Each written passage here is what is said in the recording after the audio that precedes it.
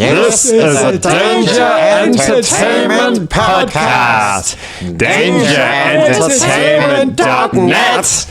Danger Entertainment Network podcast.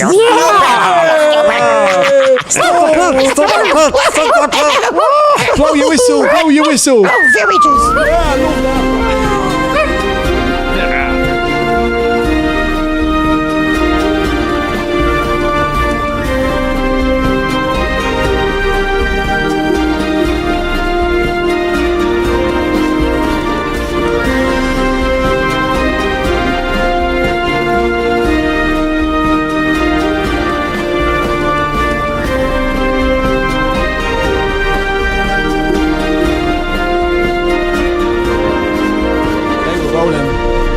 Hello everyone, and welcome to the Danger Club podcast. What's going on? It's not on Monday, it's not a normal episode day, and yet there's a podcast dropping in your feed right now. What? Why is that? That is because something happened last week called Free RPG Day on Friday. Free RPG Day is a thing where companies, role-playing companies, put out free products, adventures, things like that, which go to gaming stores. Gaming stores then give them away to people if you're one of the first people in, and then you get to play them. And it's a way of sharing stuff, sharing out new things. Paizo put out an adventure using the Pathfinder Playtest, not the first edition rules, the early version of the second edition rules, called We Be Heroes, about goblins. And I was lucky enough to get down there and get a copy of that. We found out since getting that the PDF version, so the version everyone can get, doesn't come out for a couple of weeks, so there aren't many copies of this around. So we thought what would be a great thing to do would be to run straight down to the studio and have a game of it, so that you can hear Pathfinder Playtest being played live, and you can hear We Be Heroes being played live, probably for one of the first times. Now, unfortunately, of course, we don't have the whole Danger Club podcast cast with us because it's such short notice. Drummond is busy. April is doing kickboxing. The rest of the guys aren't here, but fortunately what I do have is Goblin Ross, Goblin Colin, Goblin James and Goblin Scott here to have an exciting game.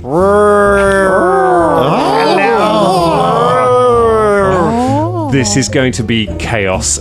We only have a short time to finish because we don't want to run a massive long episode, and some of the guys have to run away. So we are going to attempt to play a brand new adventure with brand new characters and a brand new game system, and we're going to try and get it done in record time and have fun doing it. Think we can do this, guys? No. Yeah. Then let's be heroes. After being... I was expecting something else to happen then. Don't laugh at my intro. That was a pumped up intro. It was a pumped up intro. James. Do your goblin voice, Goblin James. Goblin for me.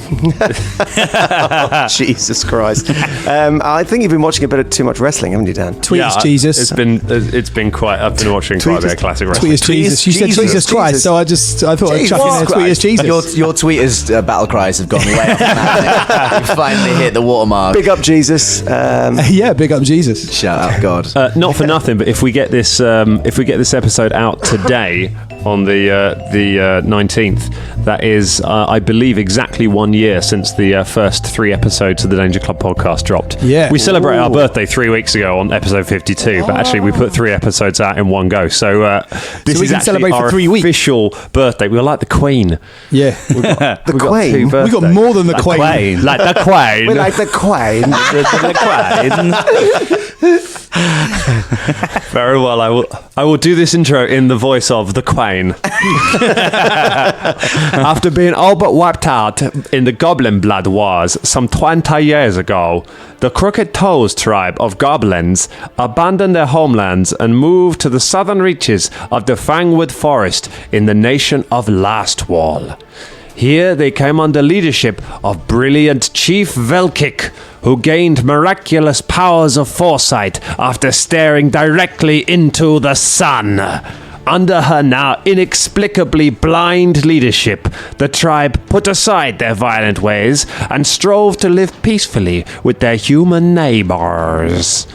But in recent weeks, things have taken a darker turn. Food has become scarce, animals have fled the forest, and a feeling of dread hangs over everything.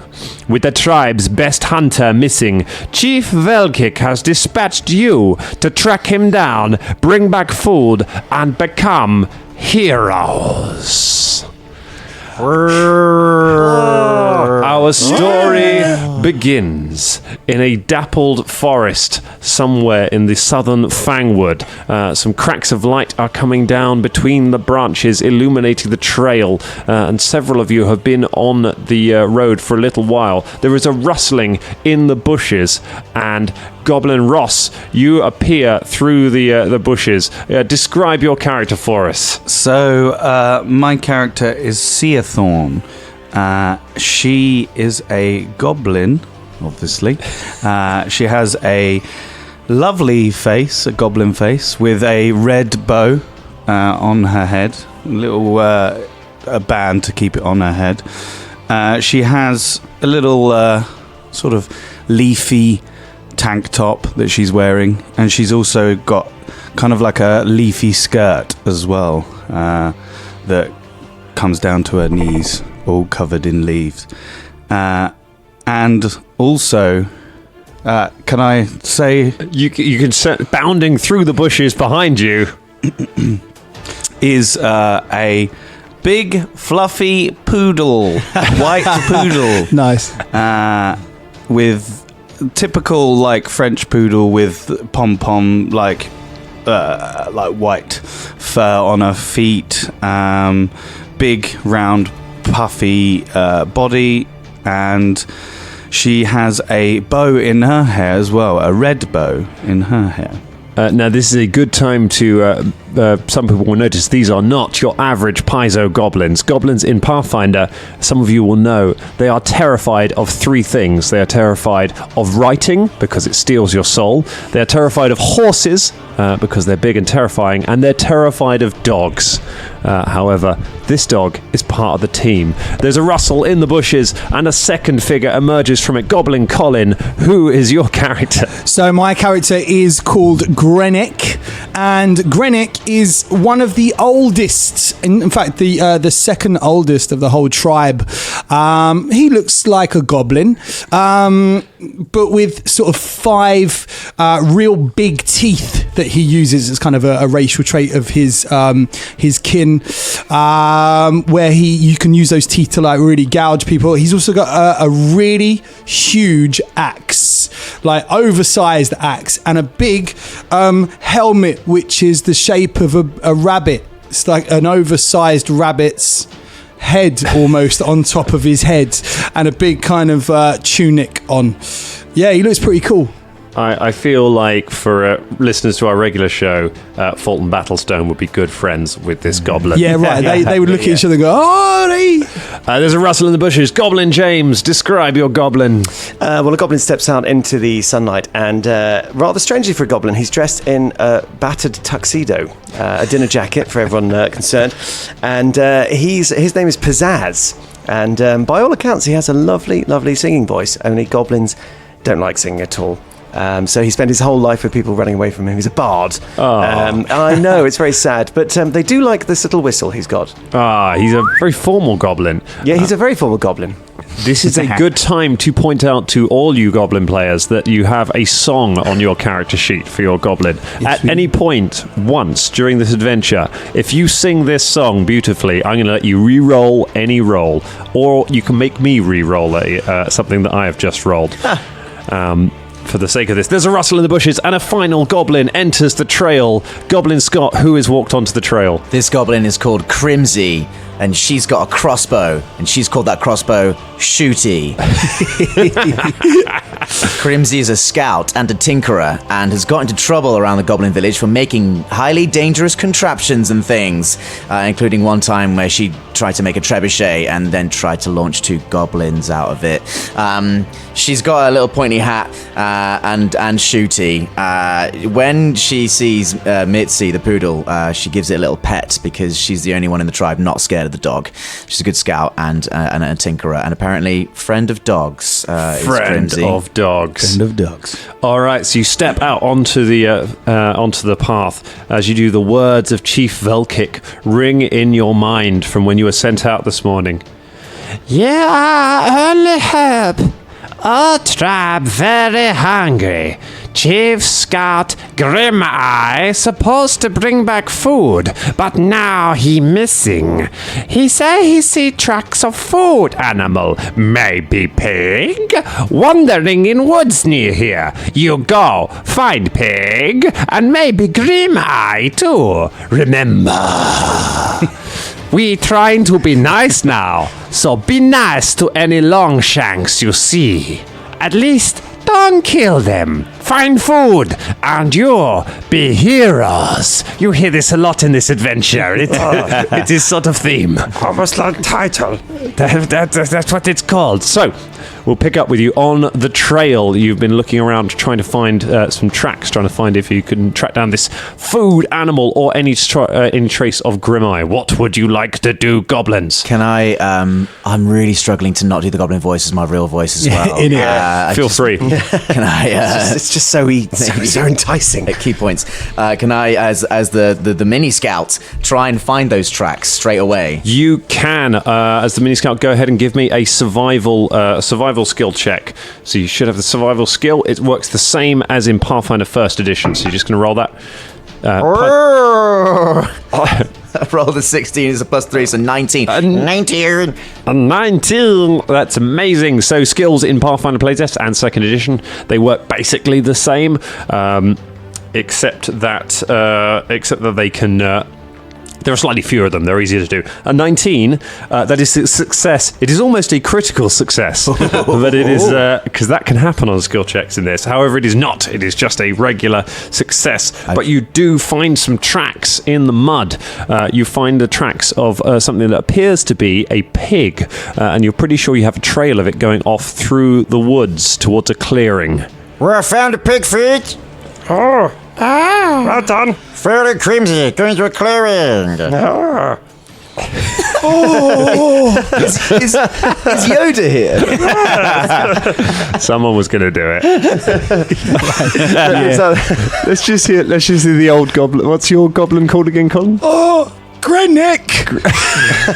Old Grenick. From Grimsby! That's right! Sounds like Johnny Vegas. Just on a quick note for the listeners and for ourselves as well. Obviously, everyone's fully familiar with a picture of a goblin, like little short thing with pointy ears and stuff. How big are we? Because I've got a feeling that he's actually wearing a rabbit. Yeah, I think we're pretty tiny. Yeah, you're about 3 foot tall. You're right. But to us, this is a giant rabbit. Oh, yeah, when you're wearing it as a everyone- hat, it's this mighty beast. If you've seen giant rabbit! If you've seen that meme on Facebook of like the world's biggest rabbit that goes around every now and then, it's that rabbit. He looked it up on Facebook, he tracked it down, he killed that rabbit, and now he's wearing it. Oh, it was like that or Grumpy Cat, wasn't it? So. Rest in peace, Grumpy Cat. All right, what do you want to do, goblins? Let's keep this adventure rolling. Follow me. I'm looking for the pig feet. Thank goodness. Come on, Mitzi, let's go. Mitzi, you're a good worm. Following the track. Let's go! Thanks, Quincy. Knowing this group, I had a fear at that moment when you found the tracks that the answer might be, let's leave, go to Absalom, and just start a whole new adventure. Find the Danger Club. Yeah, let's go find the Danger Club and give them everything we have. And just hand over all our loot and goods and experience points and tell them where all the good things are. Clever girls. Right, okay, you follow the tracks through the woods for a short way until you come upon a clearing where there is a small farmstead. Looking out, a single room cabin stands amongst a copse of trees on a flat hill. Its door is smashed open. Next to the cabin there is a vegetable garden and an animal pen. The rough-hewn corner post of the animal pen nearest to the front door of the cabin is askew, and there are thick wooden rails once connected to it are in pieces. Basically, something has smashed its way out of that animal pen. There are splinters of wood on the ground. A half-eaten goblin lies in front of the thing. However, that is not the only thing there. Standing around the goblin are 3 pigs. Some of them look like they have wounds on them. They look like they've been stabbed, and they are just staring vacantly, chomping on the goblin. One of them has a bit of goblin ear hanging out of its mouth like a leaf, and it's just kind of chomping on it as they just stare vacantly. They have not noticed you just yet. Are they, when you say standing, are they standing on 2 legs? No. This is an animal farm. They've got a little table, And they've got candles waistcoats out. on and little glasses. Playing billiards. It's a formal affair. You will all need to find a tie before you can interrupt. No, they are standing like pigs, chowing down on this goblin. How far away is the goblin on the floor? From where you are? Yeah. From where you are, I would say it is about 40 feet from where you are, as are the pigs. Do we recognise the body? You would need to get closer to examine it. Wait. We gotta help. Wait, but must be clever. Quick, see and quiver. Clever is to run in with your axe. Wait. Do any of the pigs look like the pig we're looking for? These are not the pigs we're looking for. From your 19, I'm going to say that you recognise that it's about the same size of pig as the tracks you've been following. Okay, so we need to bring that pig back, but the pig ate the goblin. So bring the pig. The pig ate the goblin. We got to bring your pig back. Why are you laughing at me? You sound like Cartman. You do sound like Cartman. Next game. Screw you, goblins. Why?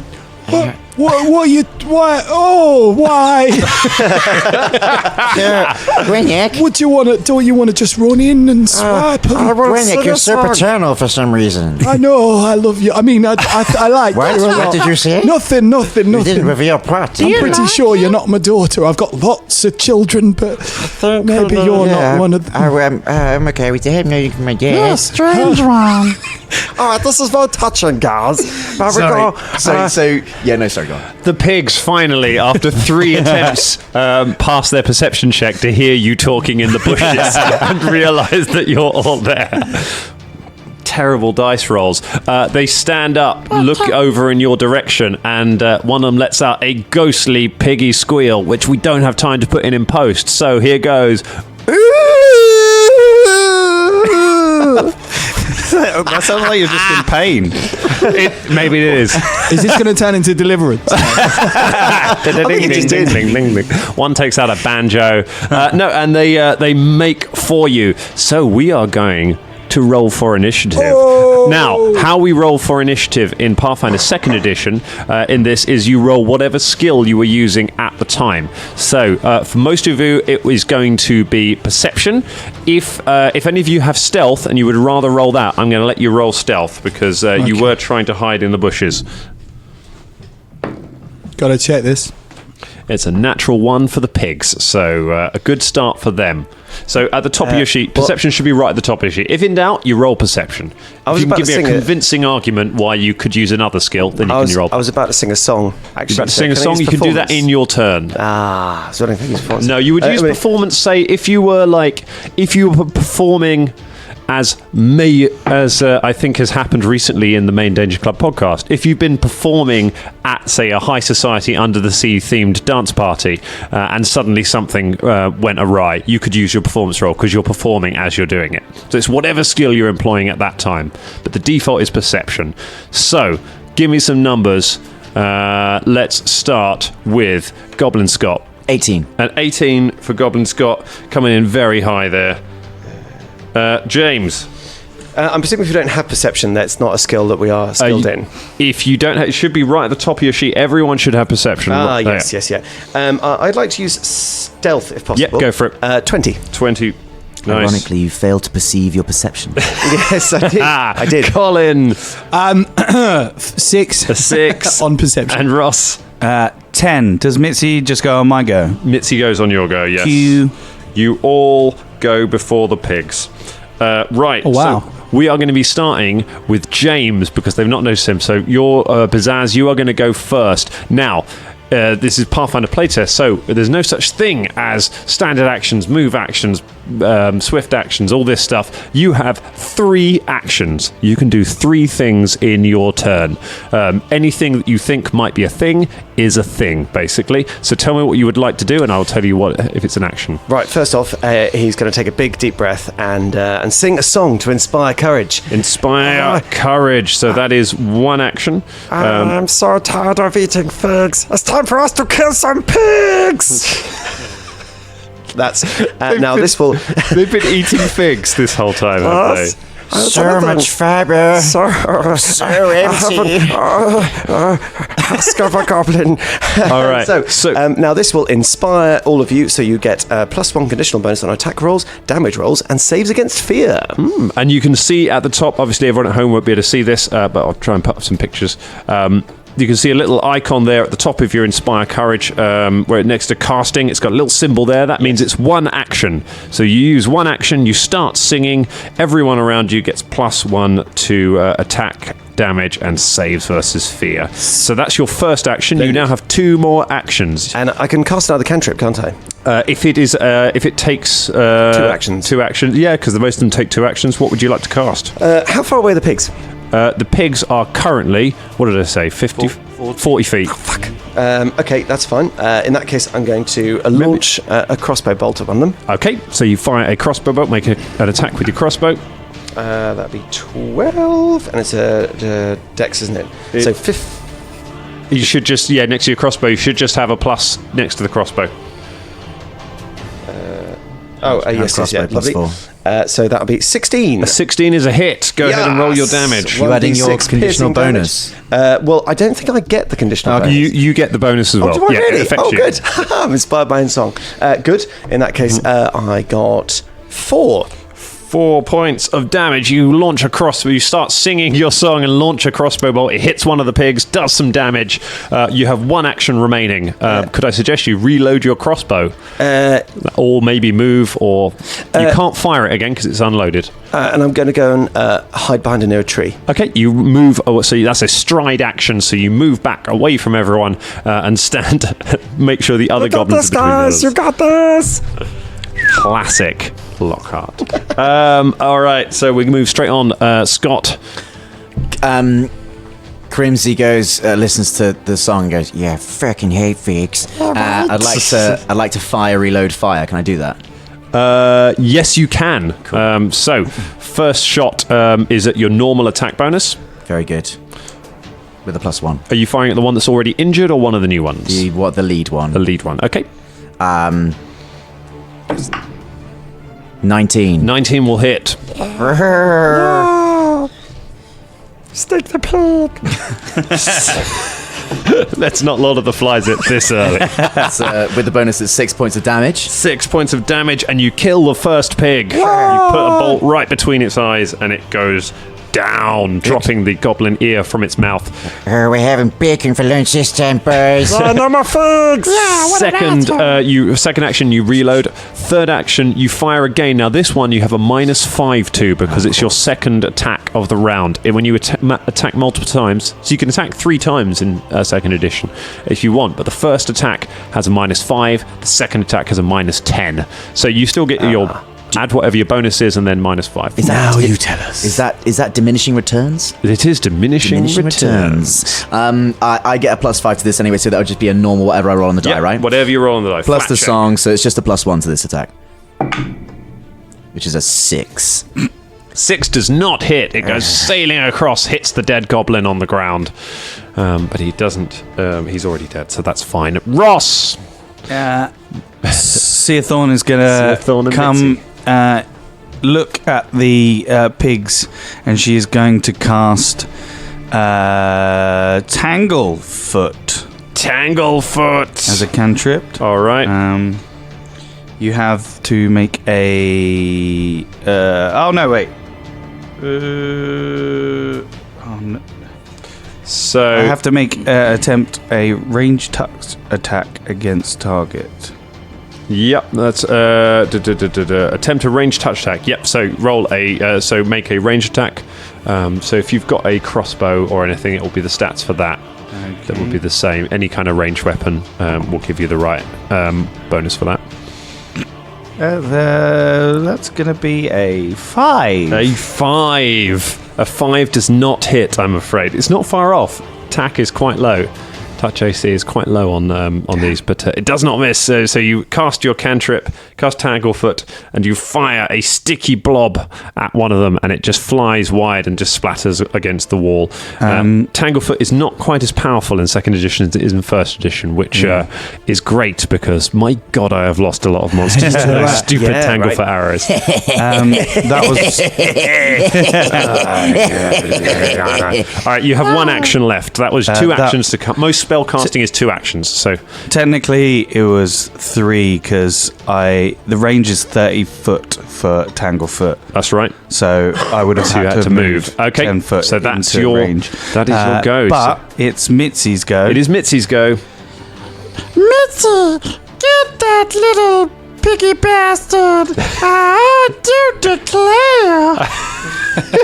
declare. Mitzi runs over and goes to bite one of the pigs and gets 17. A 17 will hit that pig. Yeah. Kill that pig.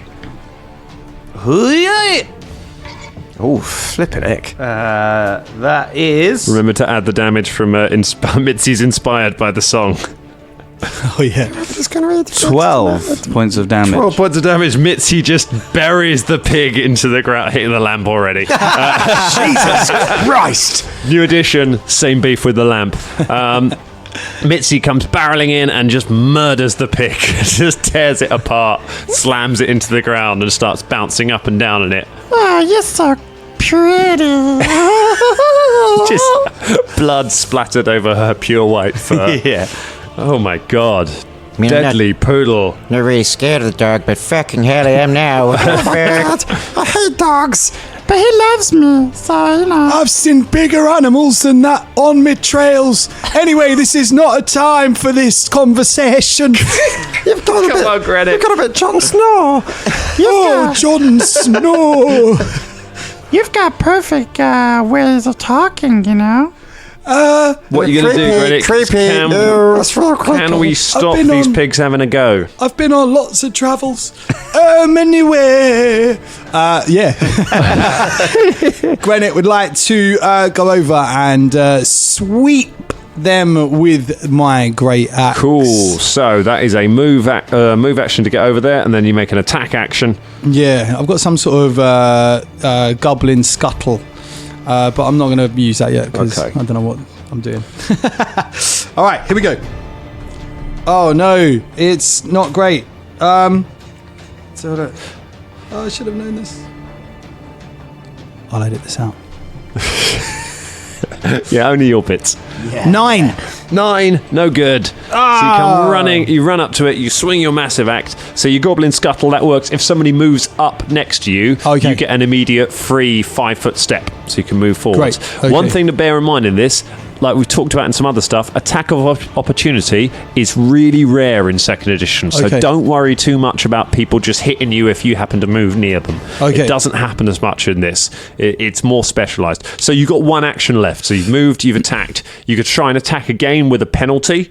Yeah. Yeah, go I'm for gonna it. swing again. So you swing again, you've got a -5 to this, but you can add all your bonuses. That look doesn't tell 9 me. again. 9 again, no good. So Okay.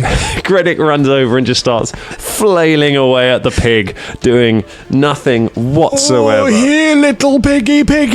Which means it's the pig's go. Yay. The pig is going to first of all he's going to attack Grenick. Great.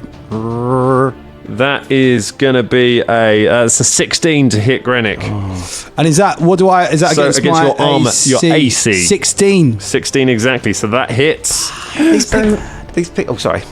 Deadly pig does 4 points of pig damage to you. Oh no! Papa, can you hear me? We're not sure if I'm your papa. Oh, that bloody pig. Now it's going to, since there's 2 of you up there, it's going to try and avenge its friend. It takes an attack on Mitzi, but it's got a -5 on this one. That is only going to be, that's an 11. That is not a hit. That is not a hit, and it's going to take a final attack on Grenick, -10 to this one. Not even close. That's takes an attack. So you can see 3 attacks at level 1 is pretty cool, but you don't stand a lot of, you can often, you're encouraged to try other stuff because those later attacks may not work. So top of the round again, we're going back to Pizzazz, who is hiding in the bushes singing a song. behind the tree. I'm going to sing another song. You sing another song? That's one action? Yep. Sorry, guys, I know it's big, but it's time to go and stick that pig. And so you'll get a +1. Very and nice. he's going to is there a penalty for shooting into melee combat? There is not. Oh, splendid. Well, I'll take a shot with my crossbow then. Stuff like that keeps things moving. Nope. Generally. That's a 9. A 9, that will not. Oh, no, sorry, do a it. 10. A 10? No. No. All right, then.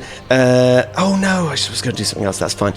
In that case, I would also like to try... Now, hopefully I can do this. It was a lingering composition. Right, lingering competition. I was lingering competition. Lingering competition. We're running one of those next week, by the way. So lingering composition is a free action. That's what the little thing there means. But it uses a spell point. So on the front of your thing, you'll see on the main front of your character sheet, you will see something called hero point. I think it's like HP, SP, and RP or something like that. Yeah. So you have spell points. So when you spend a spell point, you can use lingering composition.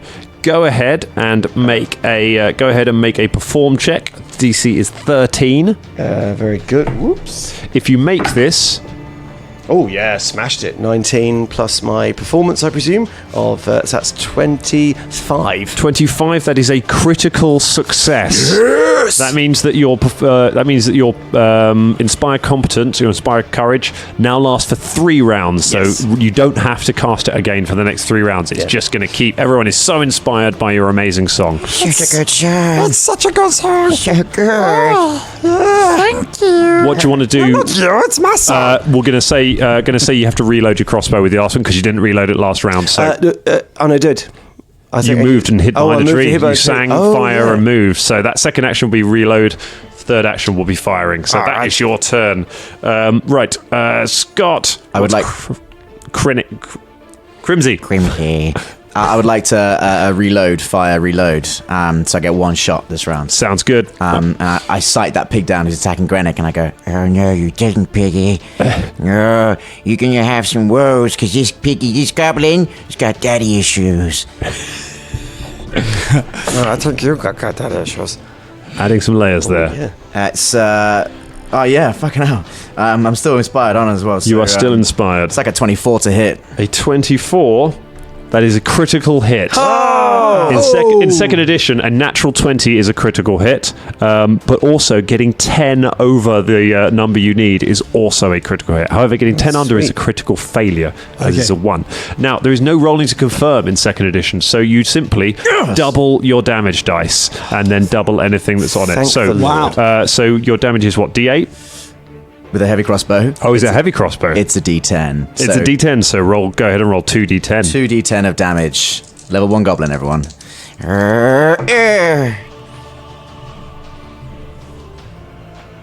14. Now, do I +1 from the song, or do I +2 because I rolled 2 dice? Yes, plus you 1 because it's a +1 of damage. Yeah, you don't increase that, so it's just a +1. So 15 total. Yeah, I mean, you killed it way before you needed to add the 1 anyway. It sort of takes his head clean off. I smell you, Piggy. I smell you. The pig rears up and you just blast it like a shotgun in the chest with a crossbow bolt, and it flies backwards squealing and lands in a heap. That is the good news. The bad news is that a heavy crossbow takes 2 actions to reload, so we'll remember that in the future. I cheated. But that's fine. I didn't realise it was a heavy crossbow. Just at this juncture, I'd like to say thank you so much, Paizo, for relooking at the critical rules. I know that D&D did that as well in 5th edition, but the number of crits we've lost playing 3.5 and Pathfinder, where you've got to roll to confirm, and you never do. Never do. So thank you so much. Thank you. I was dubious about this whole adding 10, taking away 10 thing for critical systems. I thought it would just be added numbers, but actually it just means more crits and more fumbles, which is more fun. Yeah, right. Yeah, exactly. And you have more hit points in this game, which allows to account for that. So you can just get to cheer more often, which is great. So you kill all 3 of the pigs. They lie dead on the floor. floor, and you can you are now free to explore the farmhouse and the surroundings. Crimsy runs over to Grenick and goes, Grenick, are you okay? Not that I care, but just checking if you're okay. Grenick just goes, I'm fine, and then swings his axe into one of the dead pigs. Right. And then the other dead pig, just the two of them, not all three. I'm fine. Yeah, you go. Oh, you dead pigs. How bad were you hurt? Oh, hurt a little bit. See, my talkie does get a bit funny sometimes. I think you're having a stroke or something. no. I will cast. No. Now, I presume if you're casting a spell, it uses a spell point. No, it just uses if it's one of your level 1 spells. So if you're listed in your level 1 spells, then you only get one of those a day. If it's a cantrip, you can keep casting it. So if you have a look on your, use one of the level 1 spells a day. That's right. Yeah. Well, hang on. You've got occult spells known 2 a day, so you can do any of those. So yes, you could cast Soothe twice a day if you wanted. You could, because you're a spontaneous caster, so you just pick them. So you've got 2 level 1 spells. It was Soothe I was having a look at. How injured are you on a scale of 1 to maximum hit points? Oh, I mean, I'm fine for you to tell people for the sake of this game. How bad you hurt, man? Can I? Because I wrote down. Did I get a 4 damage on that last roll? Can you remember? Did you take 4 damage? I Yeah. believe you. Or did I take 6? I believe you took 6 points. Yeah, that's of right. damage. Because I wrote 14 and then I crossed it out and put 16. I think I got confused by the 4. It's early, Dangerlings. So I'm down to 14 from 20. Sure good numbers. That's very good. All right, I'll cast this. I cast Soothe, which allows me to 1d6 plus my spellcasting ability modifier, which is quite a bit. So let's have a quick... So your spellcasting ability modifier, I think, is charisma. So it's your charisma bonus. Okie dokie. Let's have a look here. Oh, actually, that's quite a lot. This might be overkill. Yeah, 9 hit points. Good. Get using those up nice and early. Oh, pizzazz make me feel better. Oh, that was creepy again. Hey, As with Christy, that was real impressive you did there. Seathorn, after pulls out from her little pack, she pulls out some mistletoe and puts it above Crimsy's head. Just so we're aware as well, listeners, Ross, along with doing what some of the creepiest actions I've ever seen in my life, is also coyly revolving in his chair as if he was like daintily dabbing a toe on the ground at the same time. The entire thing is unnerving me quite deeply. I've I've been sick in my mouth. I'm just glad it's not one of my NPCs hitting on you for once. Crimsy goes, thank you, CFR, and looks confusedly at the mistletoe and then eats it. As far as I'm aware, unless you've looked something up, mistletoe has no mechanical effect whatsoever. No. So It's in my pack. You've eaten some mistletoe. Yeah. Yep. Thank you. That was delicious. What's going on, Goblins? go and Pizzazz check. would like to go and just go and have a look at the dead goblin while this is going on. The two of you go over and have a look at the dead goblin. You recognize it instantly as soon as you find the detached head with one of the ears missing. It is the head and mutilated body of Chief Scout Grim Eye. You can see you can see his trademark kind of black, dirty eye that he got from rubbing his face into an anthill.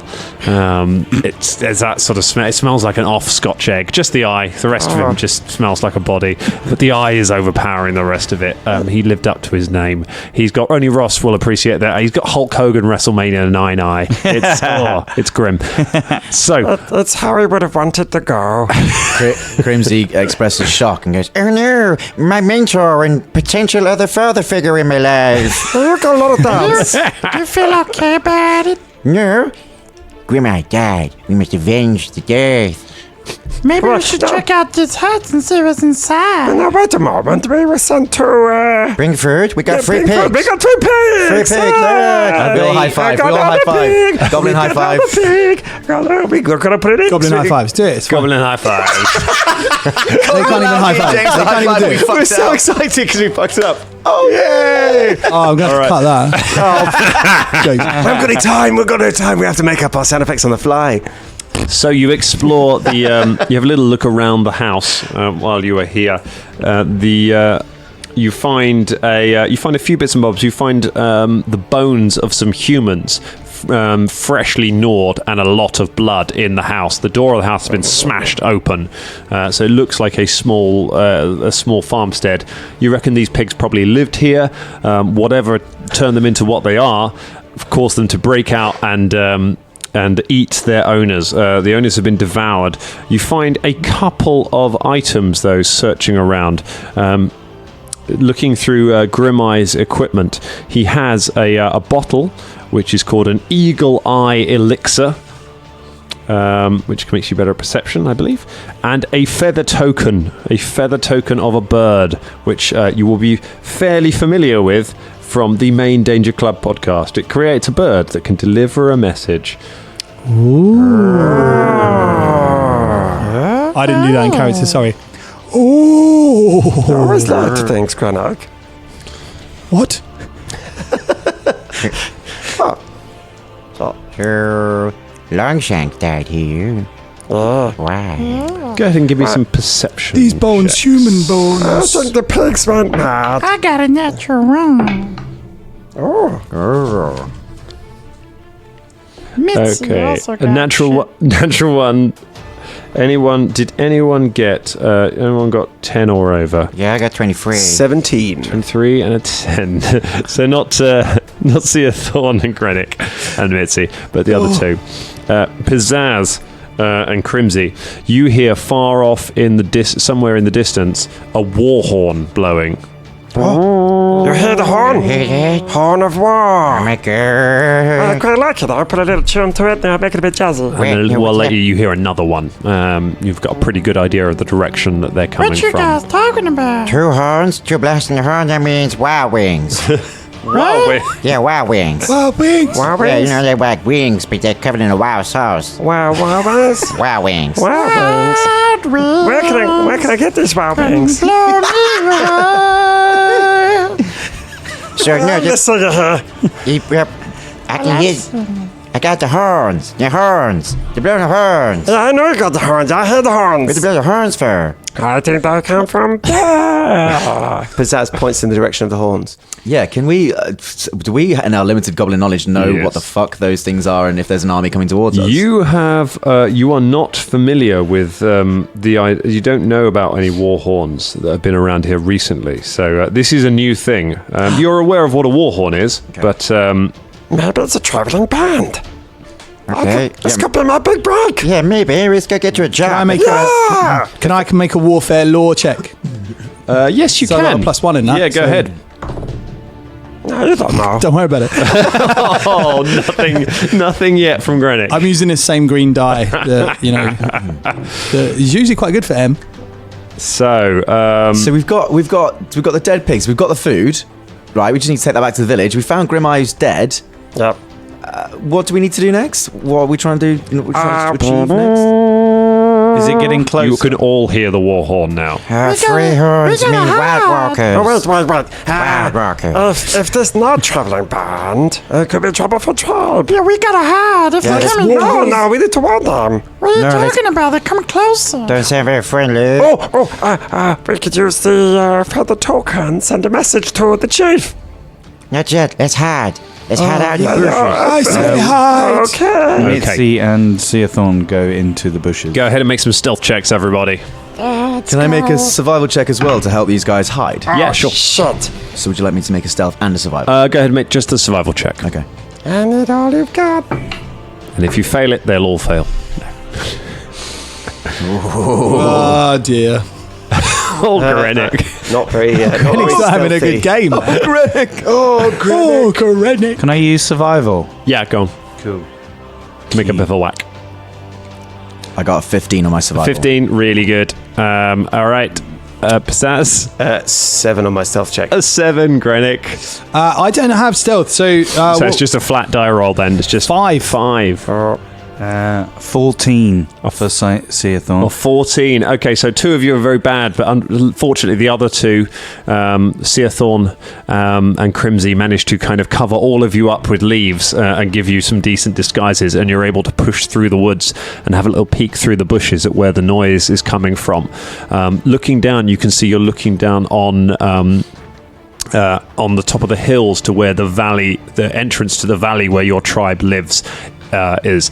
Looking out there, you can see legions and legions of undead marching in step together. There is a sickly sweet odor of rotting meat in the air.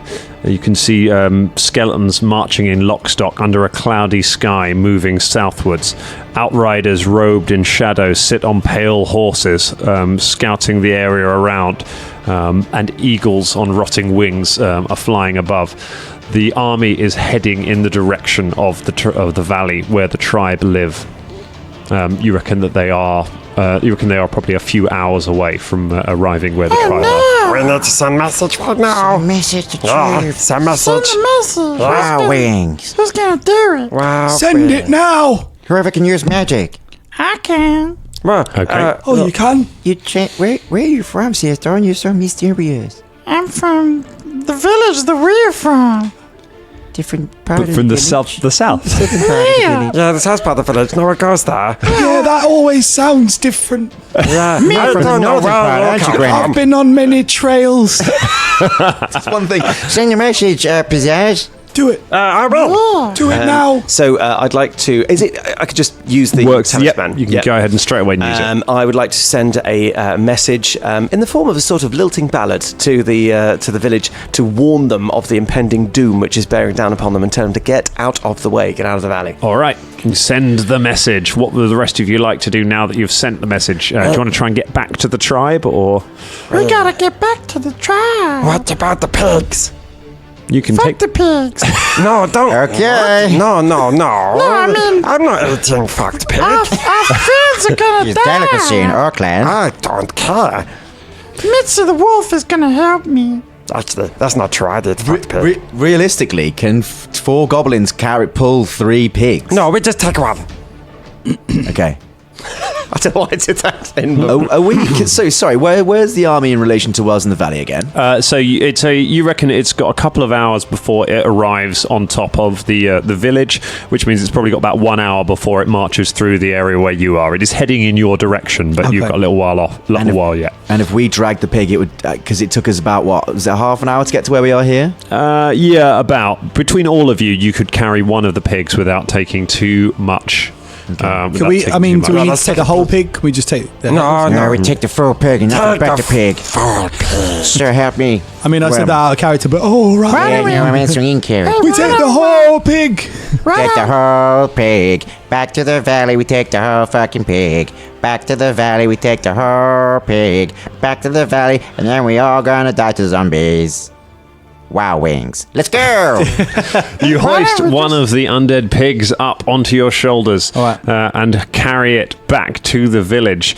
Soon, you move as quickly as you can. Now, all of you can hear the war horns in the distance, and you arrive back at your tiny little village in a little clearing. There are several goblins now have come out of their houses and are looking out, and every now and then you see one of the eagles, the undead eagles, flying high above, and the goblins scatter back into their houses.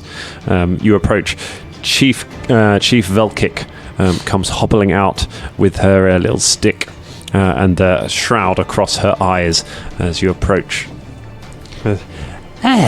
You have returned. Yeah, we got the pig. Yeah, we got some We've got to pigs. go. We've got to move the tribe. We've I got to got go. your message. The army of the dead. Yes. Yeah. We see the dead eagles coming, and we see that you bring pig. Yeah, I mean, it might be undead pig. I think I heard DM say this. Undead meat is no good for eating. Don't eat the meat. Will make sick. We must leave valley. Yes. Yes. But goblin only have small legs. Will never make it out ahead of army. But there is one chance. We have heard from flying creatures that come by that on other side of Great Hill, She points up at a mountain that overshadows the village. on other side of Great Hill, there is group of Longshanks, men in shiny armor, on valley on other side. They trapped by army and soon be overrun by it. They think that they make last stand there. They think there's no way out of valley. But there is. We know of secret way under mountain. If you can find Longshanks and bring them back here, maybe they be able to take us to safety. Now you must be very brave, for there are many, many Longshanks there, and horses too. Oh, no, not horses. I hate horses almost much as I hate dogs. Big beasts. Here, which of you is most noble and trustworthy? It's got to be me. No, I think no. It's Grenick. She takes out a small wooden token from her bag and offers it to nobody because she can't see. Pizzazz takes it. Yeah, someone else should. It is. Fuck, Pizzazz, you No, I mean, you hid behind the tree. No, look, but I don't think give important thing to a person's gonna. Oh, yeah, that's how you usurp command and hierarchical structures just taking it for time being. Why And then don't y'all give it to me? this is why we have dictatorship. Why? Because I'm a woman? No, yeah, because I'm mad. Pizzazz. What do you mean I'm mad? Why am I mad? Mitzi? Just for our listeners, James has actually just got attacked by a random encounter with a monster. Proper spider, yeah. Genuine spider just Sneak dropped onto attack. his microphone. Literally hanging off his nose. Mitzi. So, get that thing off of him. Mitzi's going to approach Pizzazz. Pizzazz runs up a tree. Oh my god!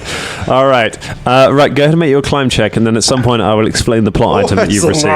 Natural one. The natural one. Pizzazz falls out of the tree. The token falls out of his pocket. Mitzi picks it up and brings it back to Seathorn. Good God. It is a carved wooden token of a woman with feathery wings, her arms outstretched to her sides. Ross, of course, you will recognise instantly what that is a symbol of. Yeah. What's that a symbol of? Sarenrae. It's the symbol of Sarenrae, because you played the priest of Sarenrae for a couple of years. Is it Sarenrae or is it Sarenrae? Or Sarenrae. Sarenrae was the pronunciation used at Python. Yomadai too, isn't it? Yeah. We had a lot of discussion about this. Sarenrae. Let's call the whole thing off. So you have the. So yes, you have the thing. If anyone has religion, wants to make a DC 10 religion check, you can know exactly what it is. Otherwise, it's just a weird token of a lady with her arms outstretched. Look it. So beautiful. Can I make a knowledge religion? Yeah, go for it. Natural 20. That's right. Yeah, you know exactly what it is, and you know who Sarenrae is. You know it's the goddess of healing and the sun. I relay this. But go. whose son? I don't know. Hey, Seathorn, you were so impressive when you made that decisive action to take the token away from Pizzazz. So Yeah. impressive. So Thank impressive. you. Oh, okay, it's okay. I like you. No, I don't. I'm not sure about my feelings. If you show this to Longshanks, that may make them like you more. She then tells you directions of how to get to the passageway under the mountains. Okay. Chief Bearcake. Yeah.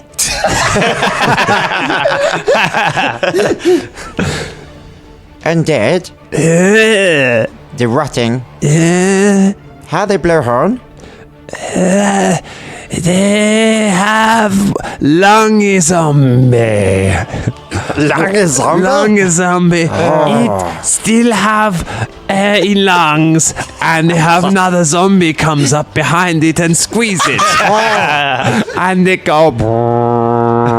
So I like bellow zombies. Bella zomb. Bellow zombies. No Bella. A door in the hill nearby opens and then closes. But no lips. No lips. There's a panic goes up among the village. No lips. Chief Yankee, you're so wise and so gross. Listen, fellas, we're gonna the Longshanks. They don't really like us, do they? So we gotta play real cool. He's disguised us here. Real cool. Well, no, I think we need to get there first. Maybe we got a long all journey. stand on each other's shoulders and like wear a big coat or something. Now just think we're one big orc, because I see our face. Yeah, I mean, we got little pointy faces. No, our head is even more. If there's one thing I've learned from all my travels, it's be yourself. Right. You're right, Dad. I mean, Drennick. That's real cool. So this tribe will not be broken. We need to go and give this token. Come on, let's go. I'm at the song again. You really just like into the corner of your hand there. That was real. So be more confident with your songs, Pizzazz. No, I mean, They're I'm still kind of like sore from falling out that tree. Was that like in a minor key? It's all kind of it's a bit dark at the moment. Well, he's not so sure. He's not so sure it's gonna work. All right, so you leave the tribe behind and make your way through the forest towards the mountain, towards the place you found. You find yourself soon.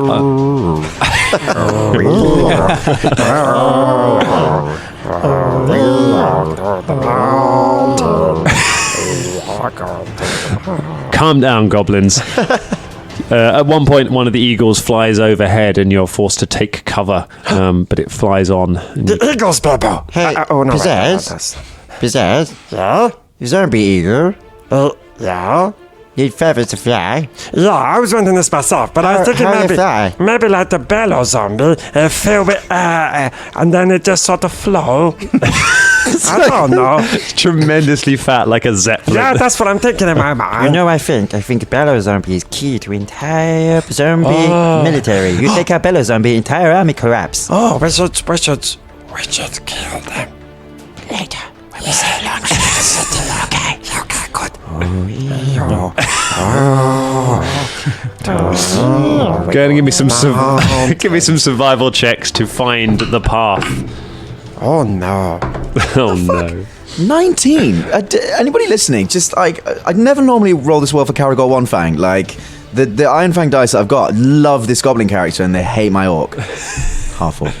You do successfully find hidden amongst some vines. You find a crack in the rock of the side of the mountain that seems to lead down a passageway. It's slightly damp. It's hewn through limestone, so these are natural caverns. They're not man-made or goblin-made, in fact.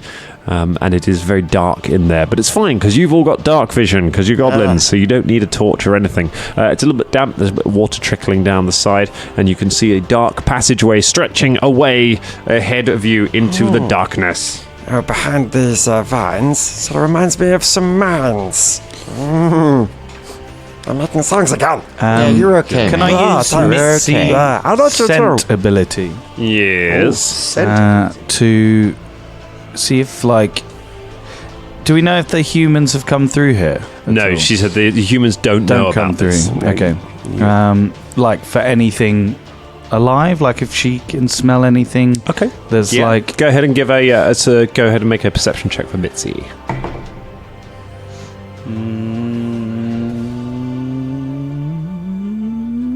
20. A 20, Mitzi walks forward a few steps, falls down a pit, and so a few steps, peers into the darkness, sniffs a little bit, and then starts barking.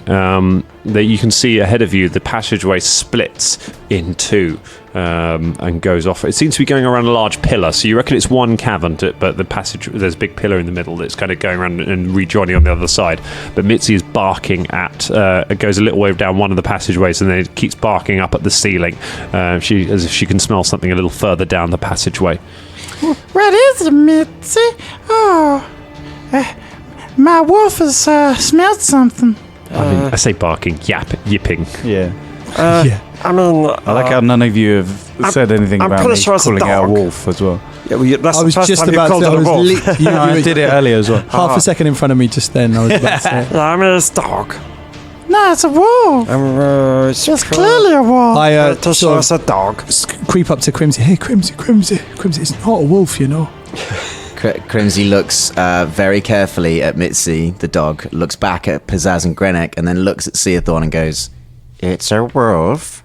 Quite clearly. Right, guys? I've seen wolves. It's a fucking wolf. I mean, I've killed I wolves. heard a wolf once howling on a lonely hillside at night. How you know it was howling and not just Bellow Zombie, huh? Well, no, I'm pretty sure it was a... That sounded like intake of breath for Bellow Zombie. Oh, it's true. Yeah, maybe Besides, a he's right. zombie. Ooh, So, there's something down there. Something up on the ceiling is probably gonna hurt us. Something up on the ceiling is down there. Yeah. Where's them the sirens? Mitzi's sensing something. Wow wings. What this Wild Wings? Or is always wow wings? What the Wild Wings? So, we're gonna find the wow wings and the sea wings, okay? Where are we? Granite, you go first. I come after you. You gotta come after me. yeah. Wait, we going All this right. way? Granny walks in. We going left Grenik, or you right? march down the passageway. Okay. All in line. You make your way around the big pillar, and as you come around into the main cavern, looking up, fortunately, you would have been surprised, but because of Mitzi's warning, you've got your eyes trained on the ceiling as you go around, and as you Yeah. enter the room, you see a creature up on the ceiling, kind of with its fingers pressed against the wall. It's a small-sized creature. It's grey-skinned. It has little beady eyes, a little kind of round, toothy maw, but most noticeably, its hands end in long, tentacly fingers. Its fingers are kind of floppy and really long, kind of like salad fingers. If you want to go dark internet meme territory, and it's kind of pressed up against the ceiling, waiting to pounce on you. However, you have the jump on it. You've noticed, so it means we get to roll initiative straight away rather than it getting any kind of surprise on you. Quick, everyone, watch out for the dick fingers. That's what they call it in the mountains. Dick fingers? Dick fingers. All right. So roll for initiative. What has everybody got? We have got. Let's go. Ross, 23. Colin, 6. James, 14. and Scott. 12. So good rolling. All right, first up then it's going to be Seathorn and Mitzi. This creature's up on the ceiling. Okay, then I am going to try and...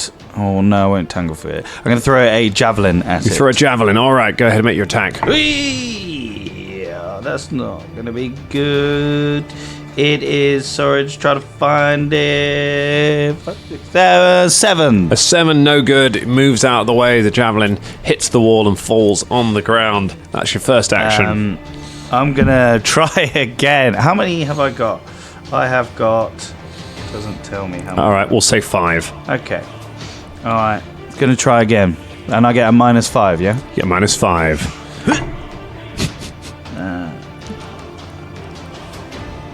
I have a feeling it's going to be a miss. 12. 12 miss. Another javelin clatters against the wall and falls on the floor. And I am going to spend my last action to climb on top of Mitzi. You climb on top of Mitzi. You are now mounted. Cool. I'll be honest, I didn't fully read the mounted combat rules. We may have to work we'll work it out as we go. Cool. But it does mean you're actually high enough to be able to hit it in melee if you want to. Oh, nice. Because you're sitting on top of Mitzi now. So it's only 10 feet up in the air.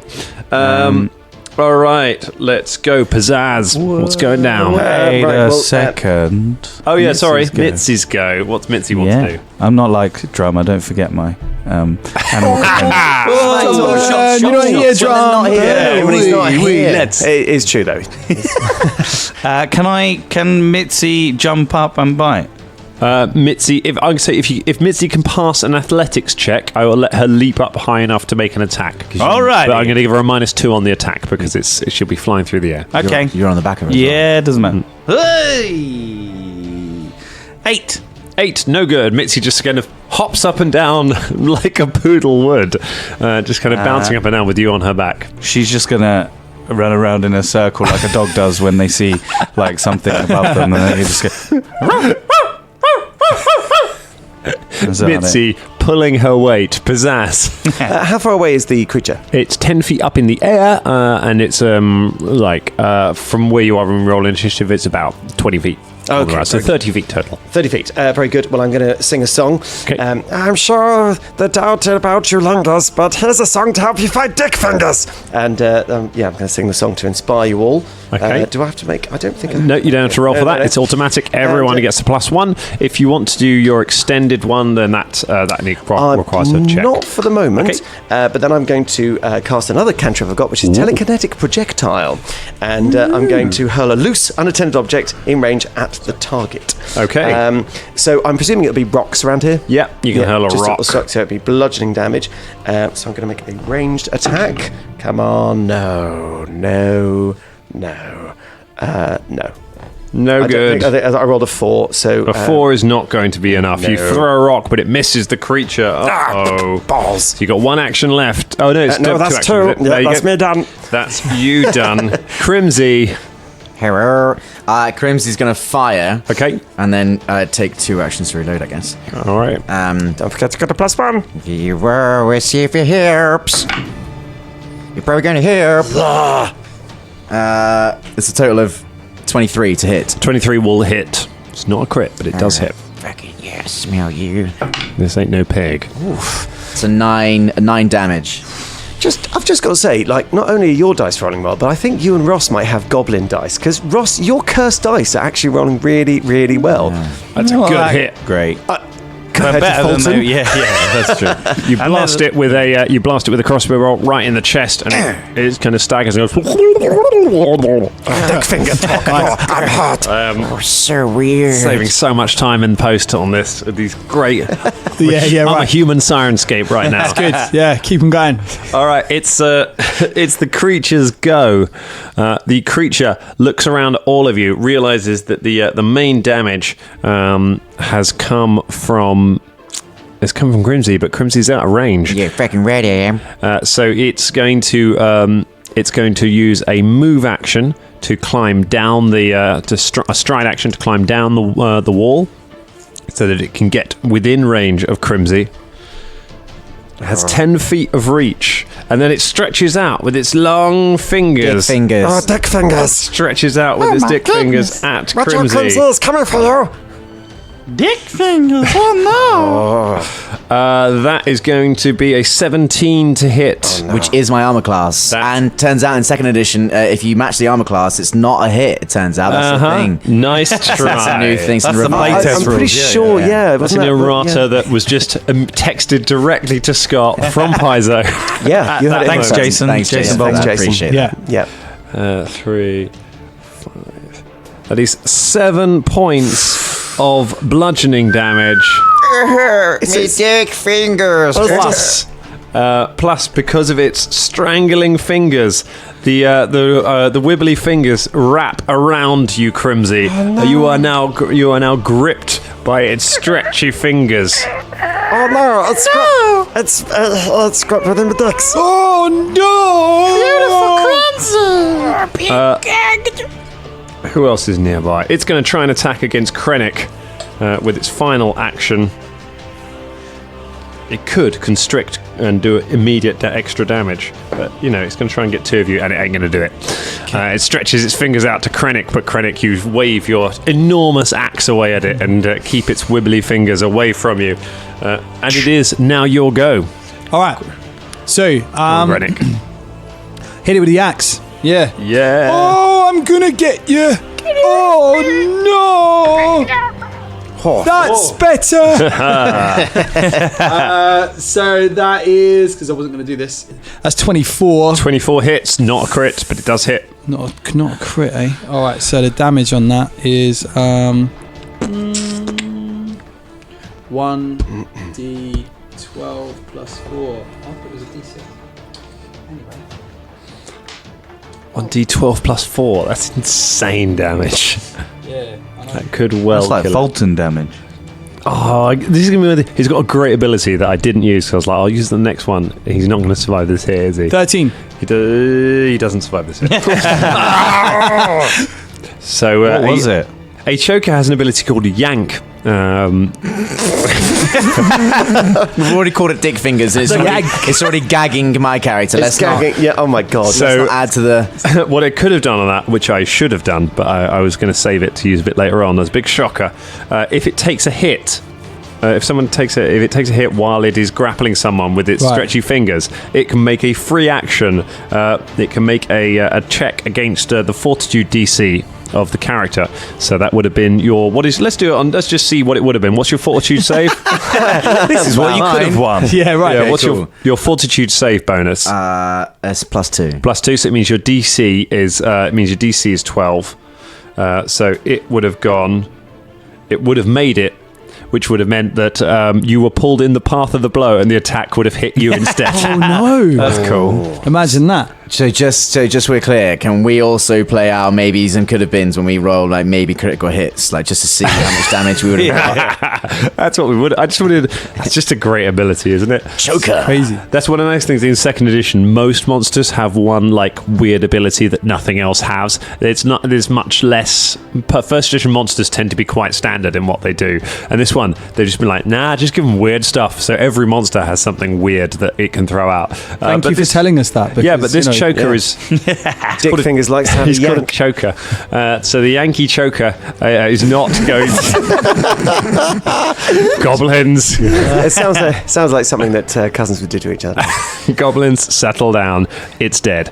You slay the beast, Krennic, with your huge... like, this axe is the size of you. Yeah, it's crazy. You bury it in the creature and it just collapses onto the floor into a little wibbly mess, and you can see there's piles of animal bones lying around on the floor where it's obviously been ambushing creatures that have passed through. See, that's what you get, you big armed thing that doesn't need to be on the ceiling. What are you playing at? Crimsy. Crimsy, who was previously asphyxiated, looks up at Grenick saving her life with clouded goblin eyes as the oxygen returns to her brain.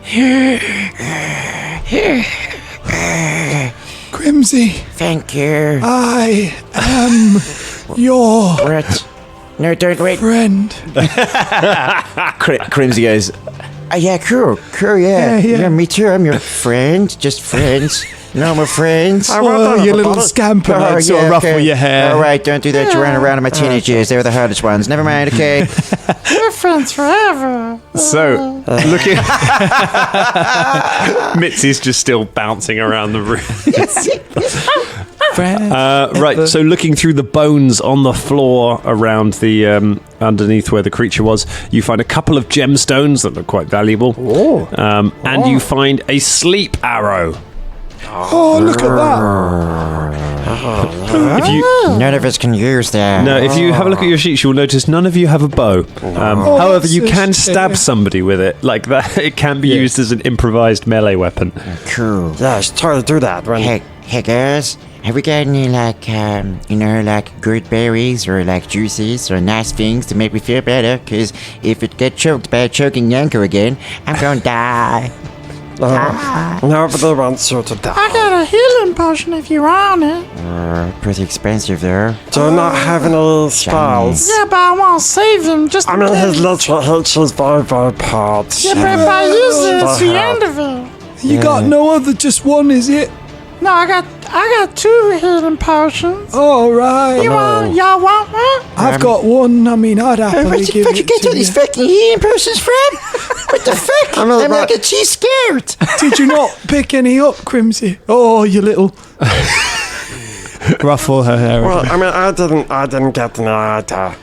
I mean, I don't have any healing potions. They're very expensive. Yeah, but you have behind tree. This sing nice song, no? Thanks. I'll get my thigh bristle. Crimsy goes over to the crooked Oh, yanker, the choking yanker, Choky Yanker. the choke yanker, I'm pretty sure that's a city in Cyberpunk. That was a puppy drink, actually. The trophy anchor. And uses a knife to pry off one of the fangs and takes it as a trophy. Okay, and take one of its teeth as a trophy. And then chins one of the healing potions. Is this where Caragor got his one fang? This is all a prologue. It's all a prologue. Yeah. Hey, if you ever need backup characters, these goblins are here. We could extend this story on as long as we want. So you don't have a lot of healing potions.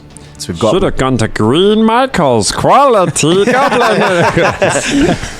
Okay, so we've got 3 in total. I'm chinning 1. One. Okay, so that deals. Healing potions in first edition. How rubbish they are. This heals 2d8 plus 4 hit points. Holy shit. God. Yeah. Holy shit. Maybe I should. No, if I wait, I might die. Ross, how good are your spells? Are they good or are they not very good? Because that's basically from almost dead. Well, to the full thing is, health. I've only got one of these heals left. And I've got Wait, have you taken any damage? no. What did you use on? What? No, He only has one I've only stomach. got, stomach, got, oh, right. yeah, sorry, I've only got one level spell. I was about to say you've just been casting on an ninja But squirrel. I can like this in Pathfinder 2nd or the playtest. You can like increase the Magnitude. of the heal. So if I expend 3 actions doing it, I can do a blast heal, Like a mass with heal. but it also affects undead as well.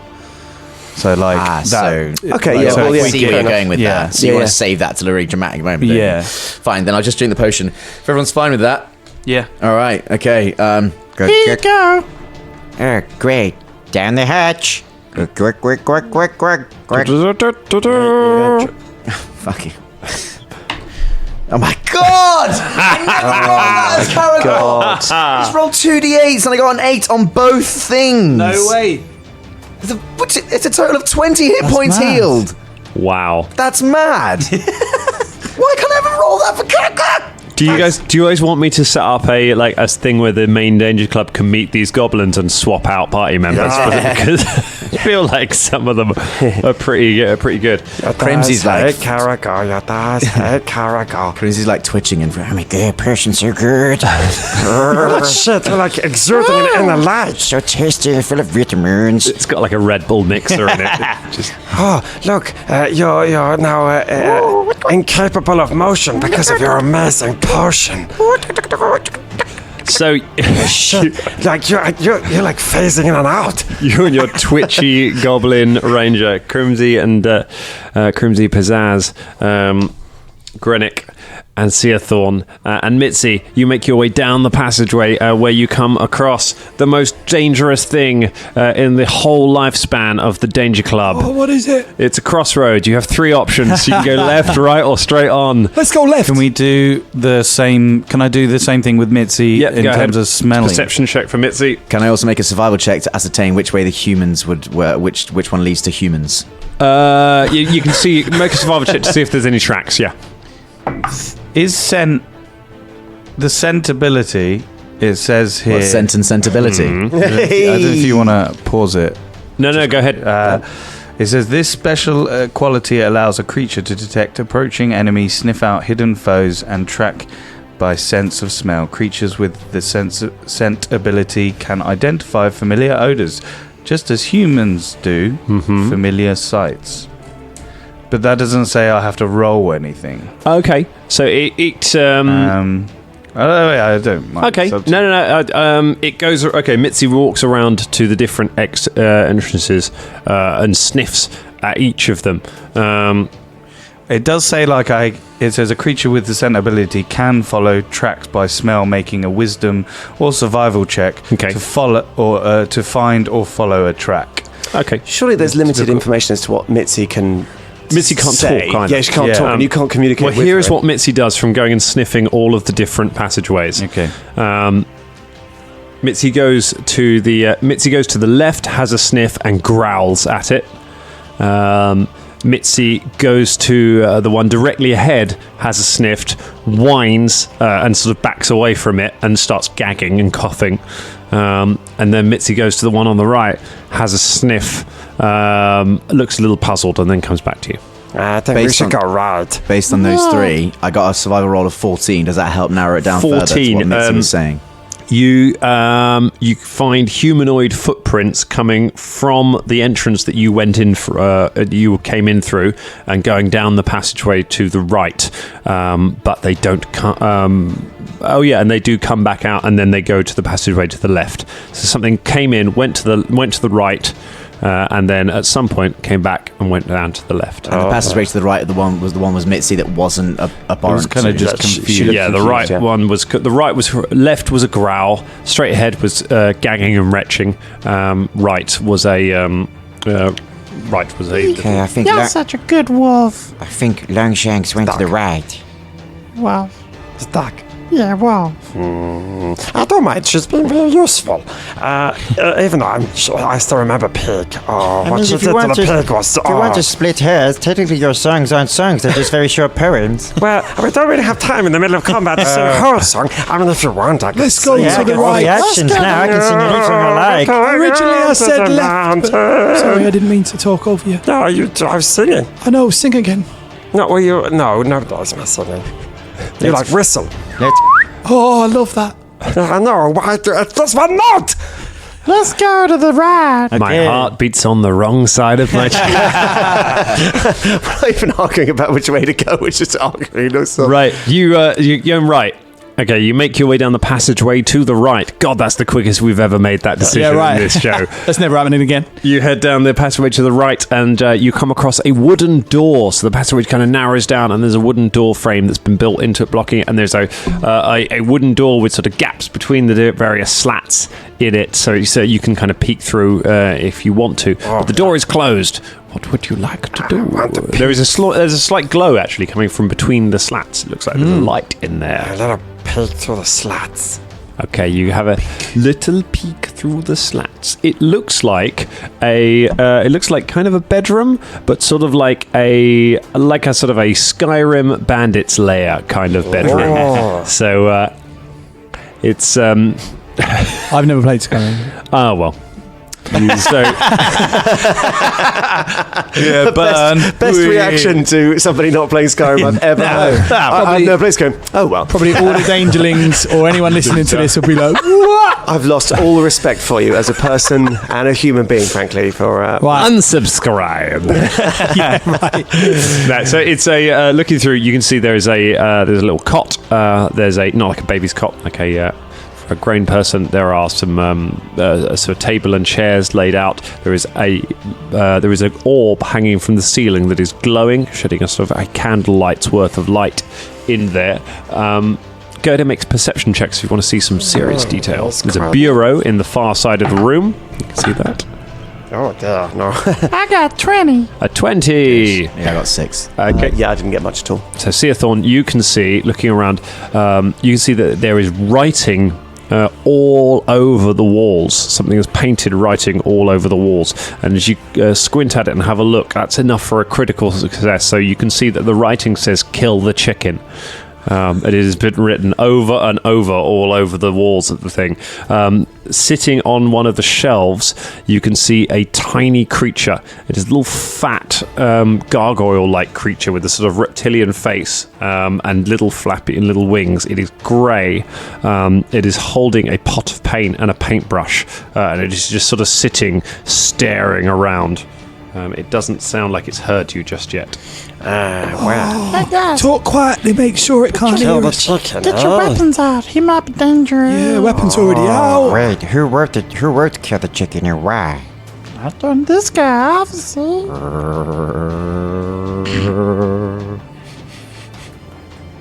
Oh, good. I was waiting for someone else. Just but being I thought it was maybe It's wind. ominous, isn't it? Ominous.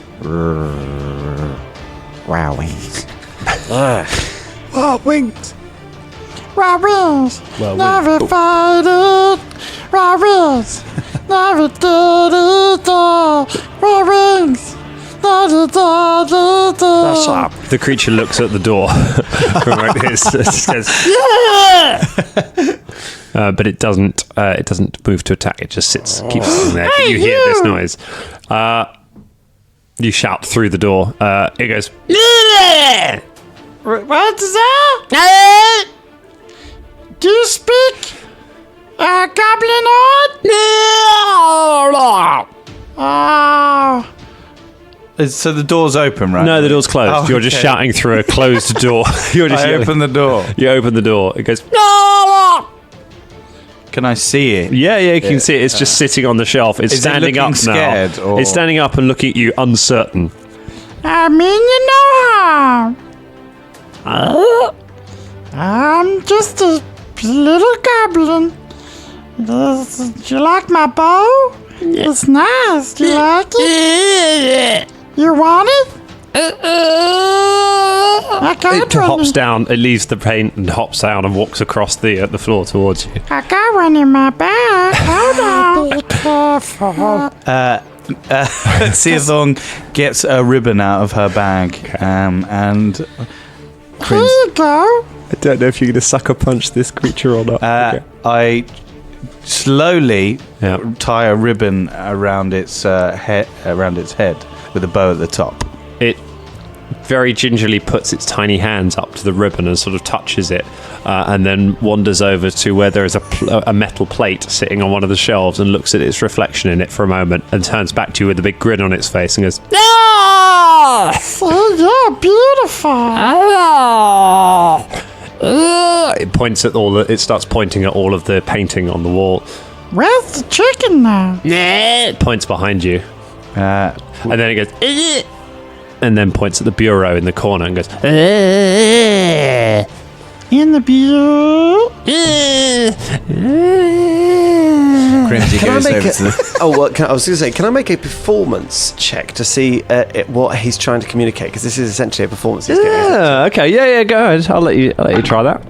Oh, it's a natural 20. It's a critical success to interpret the mime Interpret charades. of the tiny creature. Hey, mimes are artists too. They are. They are.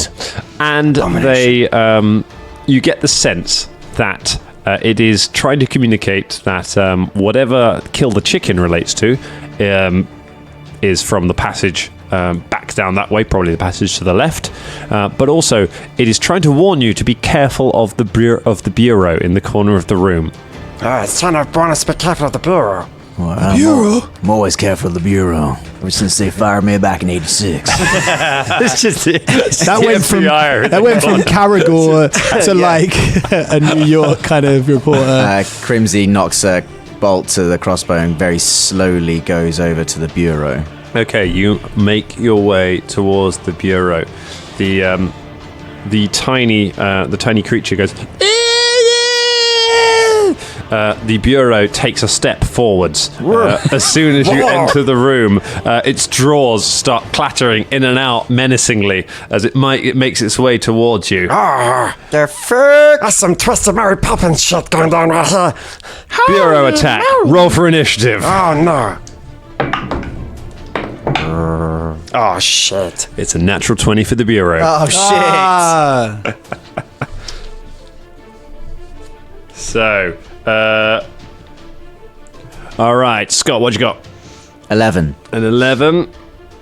James, what you got? I can't find a initiative on my sheet. So it's your perception check, Perception check. Okay. or another skill if you can convince me. But for this, I'm going to say perception because you're trying to perceive that the bureau was a threat. Yes, indeed. Well, then that is a 3. A 3. Natural 1. Good old pizzazz. Colin. 14. A 14 for Colin. Okay, and Ross. Goblin Ross, thank you. Goblin Ross, I apologise. 22. That's going to be you now. That is actually ahead of the bureau. Yay! Goblin Ross, Seathorn, and Mitzi, you go first. Threatening bureau is making its way towards you. I'm gonna jump off of Mitzi. Okay, that's one action. Just because. Yeah, we don't have to do mounted combat. And then I'm going to use produce flame. Produce A flame appears in your palm. Make a melee or a ranged touch attack. Ooh. So, can I get to it? A range touch attack means you can do it at range. So yeah, you can hit it So you Okay, can and it's fire my across- javelin is my... It is, yes. Yeah, cool.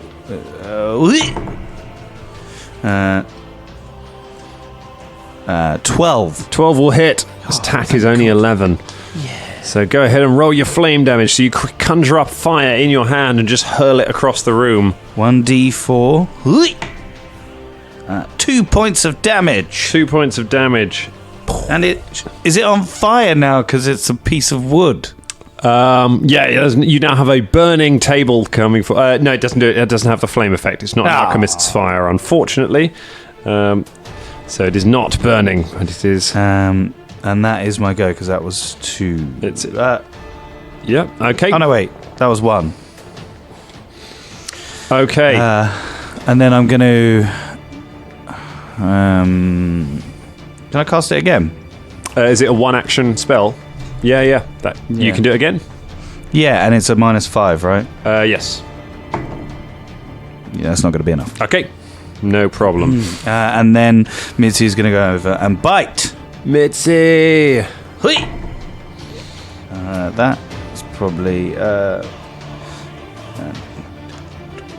14. 14 does not hit. Doesn't get through its armor. All right, cool. Mitzi gnaws on the table leg, but it doesn't do anything. Mitzi has one more action if Mitzi wants to make another attack. Yeah, why not? Hui! No, it's not right. enough. The Bureau. The Bureau takes its go. It tries to slam one of its drawers into Mitzi's face. That's a 19 to hit. Yeah, that's a hitty McKinnison. It hits Mitzi in the face for 4 points of damage. Okay. It then, with its next action, it turns and fires one of the drawers out of itself directly at you, Seathorn. So it's going to have a -5 to this. It's just a 9. So That is not enough. okay, the drawer smashes against the wall towards you, and then it's going to make a move action, and it moves around Mitzi and just moves up into melee with you. So it's up close and personal, ready to do some All up in serious my biz. draw Whee. damage in a moment. All right, it is Colin. Yeah. So, right, you blooming piece of wood. You know what wood doesn't like? Big axes. You're already Still a smack talk. Yeah, and swing for it, miss. you move up, you miss. You have one more action. Oh, that's better. All right, so 19. A 19. Have you got your -5 on there? Oh, yeah. Then it's 14. Well, then it's 14. 14 doesn't hit. No, hang on a minute. Let me check. Hold on. Because no, it's yeah. You're right. No good. Great. Grenick walks up and just starts waving his axe furiously at the Bureau, but he's unable to get through the flurry of draw defense that's up there. All right, Crimsy. So if Crimsy sees what Seathorn was doing, he goes, pulls out a vial of alchemist fire. Yes. Now, if I threw and missed, would I hit Seathorn? No. I don't, that's not. It has the splash effect. Has a splash effect, so it will do some fire damage to everyone around it. Which includes Seathorn at the It moment. will be Seathorn and Krennic will take some fire damage from it. It'll take whatever it says the splash damage is, which I think is 1. Do what you gotta do. I don't think that's so good. Do what you gotta do. Crimsy nods and goes, What I gotta do is protect my friends. gets a crossbow out and shoots it. All right. You fire your crossbow. What? Did you sing a song? Not yet, Not he hasn't. yet, He's 'cause going I'm- last. Bloody my go useless you are. No, it's not my go yet. Don't worry, the song's coming. It's the 19 to hit. 19 will hit. That's 2 damage. 2 points of damage, so... Don't add anything to the damage, do I? Nope. That's it. 2 points of damage. See, that's another nice thing in second edition is that where we've found a lot of things in first edition that have resistances, so they get damage reduction against. So something like this would probably be taking damage reduction against crossbow bolts. In this, there aren't really any. There may be that I haven't seen, but there don't seem to be any kind of resistances. There are weaknesses though. So if you have the right weapon, you do more damage, rather than if you have the wrong weapon, you do less damage, which is just a slightly more fun way of doing it. Good. So it is now Pizzaz's turn. It's time to give this bureau pause. Just be careful of its flailing drawers. You all get +1 for that inspiring song. Lovely. Thanks. This is quite good. And then I'd like to use it, hurl a telekinetic projectile at it. All right. You pick up one of the drawers that it just threw across and try and throw it back. at it. Tastes very medicine. And now it's a ranged attack. What do I add to this? So you are adding your if it's a spell, you would add your spell bonus. It So says make a ranged attack. ranged attack. So I would use the range. Yeah, use your ranged attack bonus. So whatever your range weapon is, if you've got a crossbow or anything, use that. If not, add your charisma bonus, which is probably +3. Okie dokie. Well, that's quite good. So it's a +4. Come on, baby. Ooh, Sounds right. 16, 17. 17 hits. Yeah! Roll your damage. It's pretty big. It's a 1d10. You smash it with one of its own drawers. Which one's the d10? That's a d10. That's I hit it for 5. 5 points of damage. Very nice. Yeah. All right. So that you smash it with one of its own drawers, which cracks the cover on the bureau, and it staggers slightly. It is still up, but it is now broken. So it has the broken condition, which means its armor class is reduced. It's an animated object, so it will be easier for other people to hit. Which takes us back to the top of the round. Seathorn, it's you and Mitzi. I am going to hit it with some flame. Hit it with a flame. Flame on. I guess because I'm in front of it, Yep. I'll hit it with the melee. Ooh, 22. 22 hits. Yeah, not that's quite. 4 points. Is it a of- touch attack? You can. It is make a melee or range touch attack. So it's touch attack. So that is a critical hit. Yeah. told you So about roll your damage dice twice. Told you about these dice, man. That is 6. 6 points of damage. You smash it with the flame and it starts burning. Drawers start dropping to the sides of it. Little knickknacks that are on it. This little bobblehead, little Funko Pop kind of just melting away. And then I'm going to make. That was one. That was one action. I'm going Is to it really hit. one action? That's mad. That's Yeah. amazing. Right. That's Just a great check. ability. Produce flame. Now that's 2 actions because you got 2 icons on there. Casting But- semantic and verbal. So it's a 2 action spell. That. Okay, so yeah, I'm going to use my last action to. Good check there, Dan. Good. Yeah.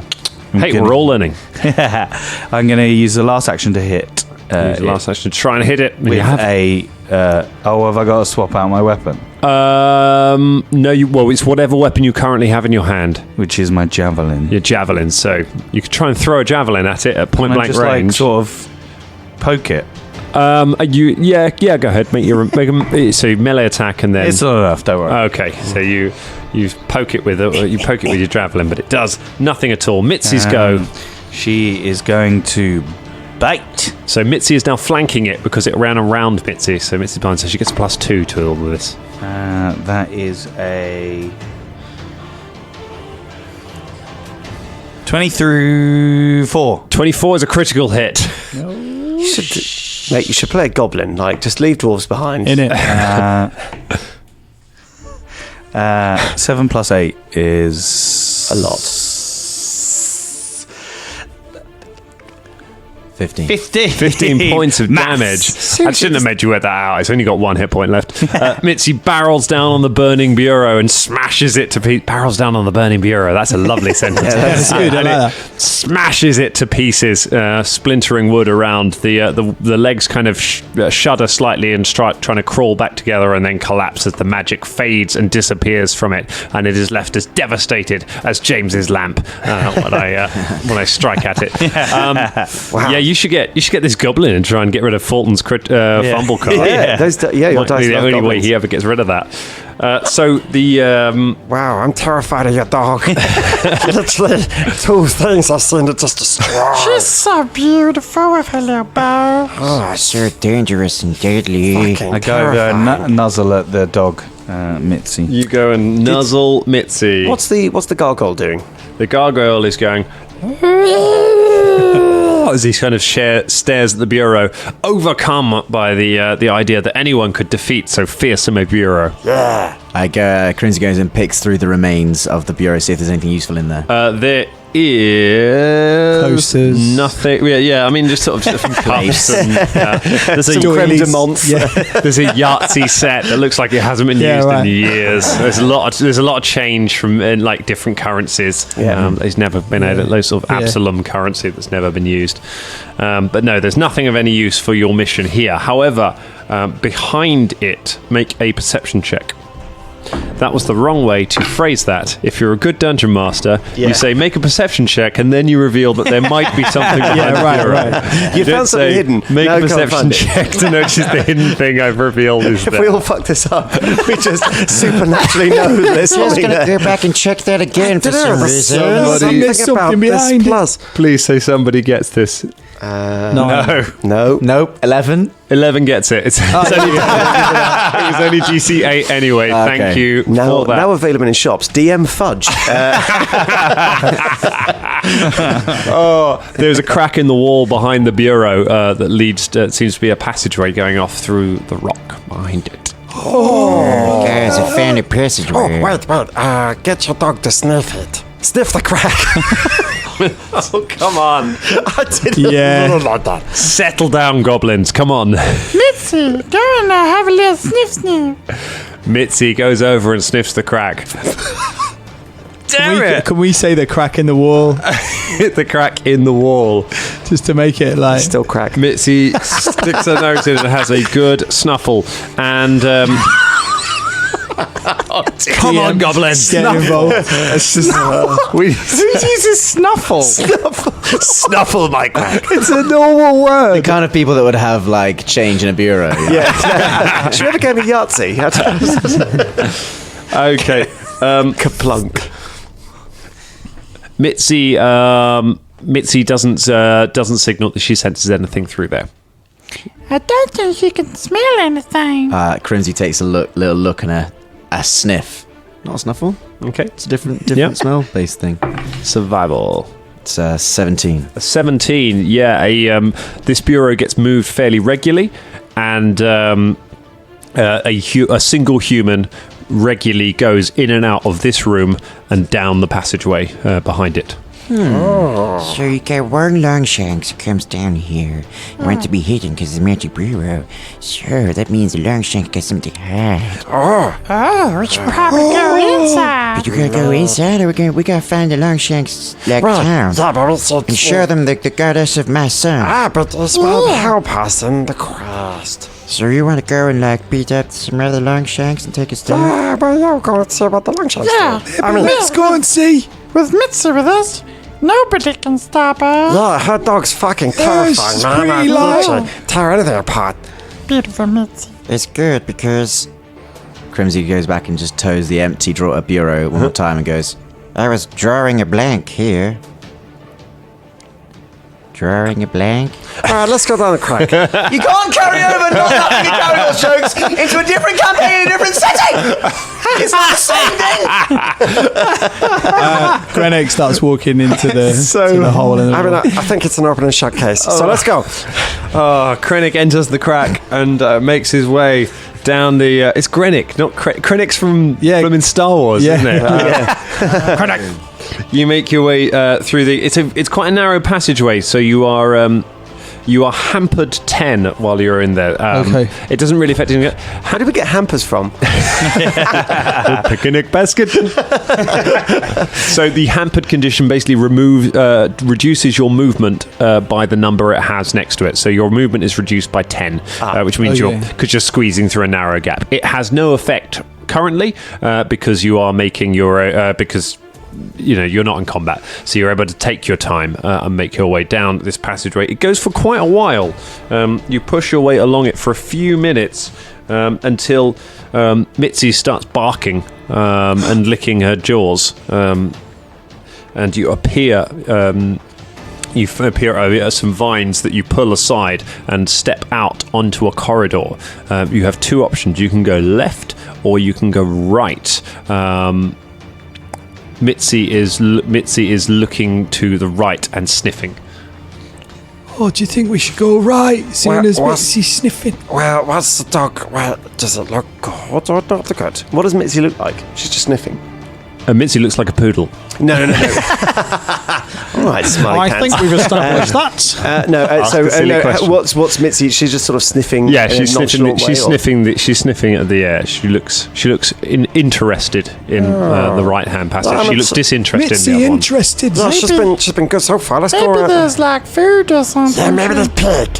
Yeah. I'm not undead pig this time. Pig we can eat. Good quite pig. hungry I'm as well. hungry. Yeah, I could do it eating pig. Are you hungry? Pig. No, I'm just hungry. Okay. Why, are you hungry? No. Oh. Right, off we go. Okay. To the right. All right, you make your way to the right. You follow the passageway along, and soon it opens out into a large cavern with sort of moss on the walls, water dripping down from above. On the floor of the cavern are loads of mushrooms that are growing all over the rocks around here. There's not mushroom in here, is there? I don't know. That's a pretty big cavern, to be honest. There are a Pretty couple of friendly. entrances. There are a couple of ways out of this. There's there's a narrow passageway straight on, and there is a passageway to the right from which you can see a faint crack of light. On the way towards the crack of light, Crimsy would like to pick some of the mushrooms. Are they dangerous? Cool. And Make a poisonous? survival check to know, or a knowledge, or a nature check. I will do a survival, I think. It's going to be poisonous mushroom. Yeah, it's a natural one. It's a natural 1. Okay, so you are. They are definitely. They're poisonous mushrooms. You are all absolutely convinced that these mushrooms. No good will come of these mushrooms. Oh no, don't eat mushroom. Oh, dangerous mushroom. Don't touch them. It grow in cave. It make you... Oh no, wait, I got something for this. If it grows on the ground, then... No, I got nothing. Pizzazz, you got anything for this? What? No, fucking never mind. Right. You just give it towards the cavern light. That's right. Okay. Oh, right, okay. So you head. Hey, man, So- there's always room for small You go past mushrooms, the so- passageway heading to the north, and you go down the passageway that heads east, and you can see some light coming from there. You emerge after a little bit of scrabbling. You go sort of upwards as you leave the cavern with the mushrooms behind it. Once you're out of the room, a small Italian plumber comes running out of one of the passageways, eats one of the mushrooms, grows bigger, jumps in the air, goes wahoo, and then runs off back down another one. They were great mushrooms. But you'll never know. You make your way up a passageway. Did Mitzi not eat any mushrooms? Mitzi did not eat any of the mushrooms. She was warned off it by the rest of you. Definitely prisoners. That's a pity, because I really fancied a mushroom. Hey, you guys okay? Is everyone okay so far? Anyone okay? Need food? You need a cuddle? Let's have a cuddle. You want a hug? Yeah, I want to hug. Come on, let's hug. You guys do. Seathorn Hey, I'm good. hugs. I'll cheer you all up. I love that. I know, it's good. Everyone loves my whistle. Oh, you guys are great. I hope none of us die. Oh no! Right, let's go. All right, Okay, cuddle time over.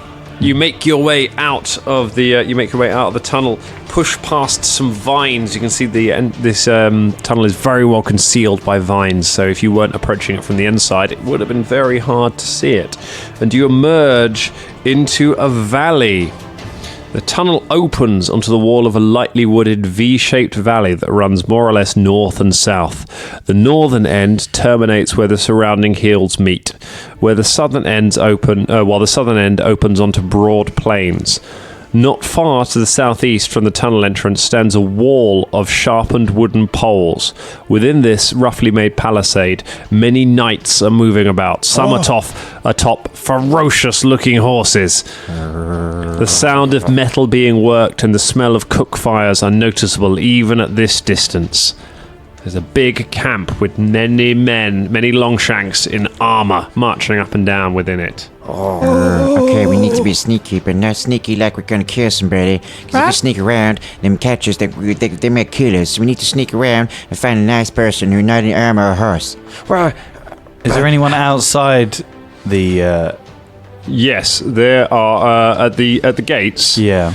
There are 8 guards, 8 knights standing at the main gate. However, the walls go all the way around it, so there are places you might be able to sneak in. Hey, why don't I just go right up into them and ride in Mitzi? No one will kill a dog. Well, no, wait. Why don't I could sing a song? Okay, but I think, then you guys go up front, and then me and Granick have to go to the back because we look carrying like the most weapons. So you sing a song, and you're on the poodle, on the wolf. What'd you say? On the dog. I got Nick Twitch after the Persian. Oh, such a good Persian. You're still shuddering from Persian. So yeah, and then, good. Okay. All right, that sounds like a I plan. climb onto Mitzi and start heading towards the gate. Wait, before you move. Can I have a look and see if any of those big scary knights and stuff, or any of them wearing any religious regalia, or any regalia at all that looks like the wooden bit of carving that's... Perception check. thing he's got. I'm going to tell you the guys what I'm looking for, so in case I fuck this up. I'm looking for the wooden lady, the goddess of the suns. Oh no, it's okay, I've got it. Okay. Hey, you're on fire today with the mushrooms. Good that you told us. 22. At 22, they are wearing icons of a sword emblazoned with light behind it. It is not the same symbol. The same as the chamber. Well, we should definitely... you should hold the token above you. No way, we're not sure if token gonna work now. Different person. It's okay, I got my charm. She flutters her eyes. Yeah, I mean, but the Longshanks on horses. Yeah, I'm fine. See y'all. Well, no, we're going together, so let's go. Oh yeah, let's go. What kind of like? Can I make a check that's like an idiot check to see if Thorn is about to march into certain death? If there were an idiot check, the Danger Club podcast would have worked. Can I make a war law check to see if I can kind of figure out, what sort of trial? Yeah, go on. If you've got a law, haven't you? Yeah. All right. You like your warlord, don't you, Colin? I do like my warlord. Have a Yeah. good Do you know what? I haven't said this yet, but Grennick can rage. I haven't raged yet. It's so weird. Every time, no matter what character you're playing, you never bloody rage. You always I know. I don't know why I haven't done it yet. Such a chilled out role player. Yeah, I know. I don't want to rage. Oh, Colin, man, what's going on? It is. Love this tension. Come on, Goblin Colin. 7. I can't find out, can I? It's no good whatsoever. And I'm fairly sure you knew that from the moment you rolled the die. Yeah, but I appreciate the tension nonetheless. You have no idea. You have absolutely no idea. I've got no idea. Okay, well, I guess between all of us, we decided that this is an okay plan. Let's head towards him.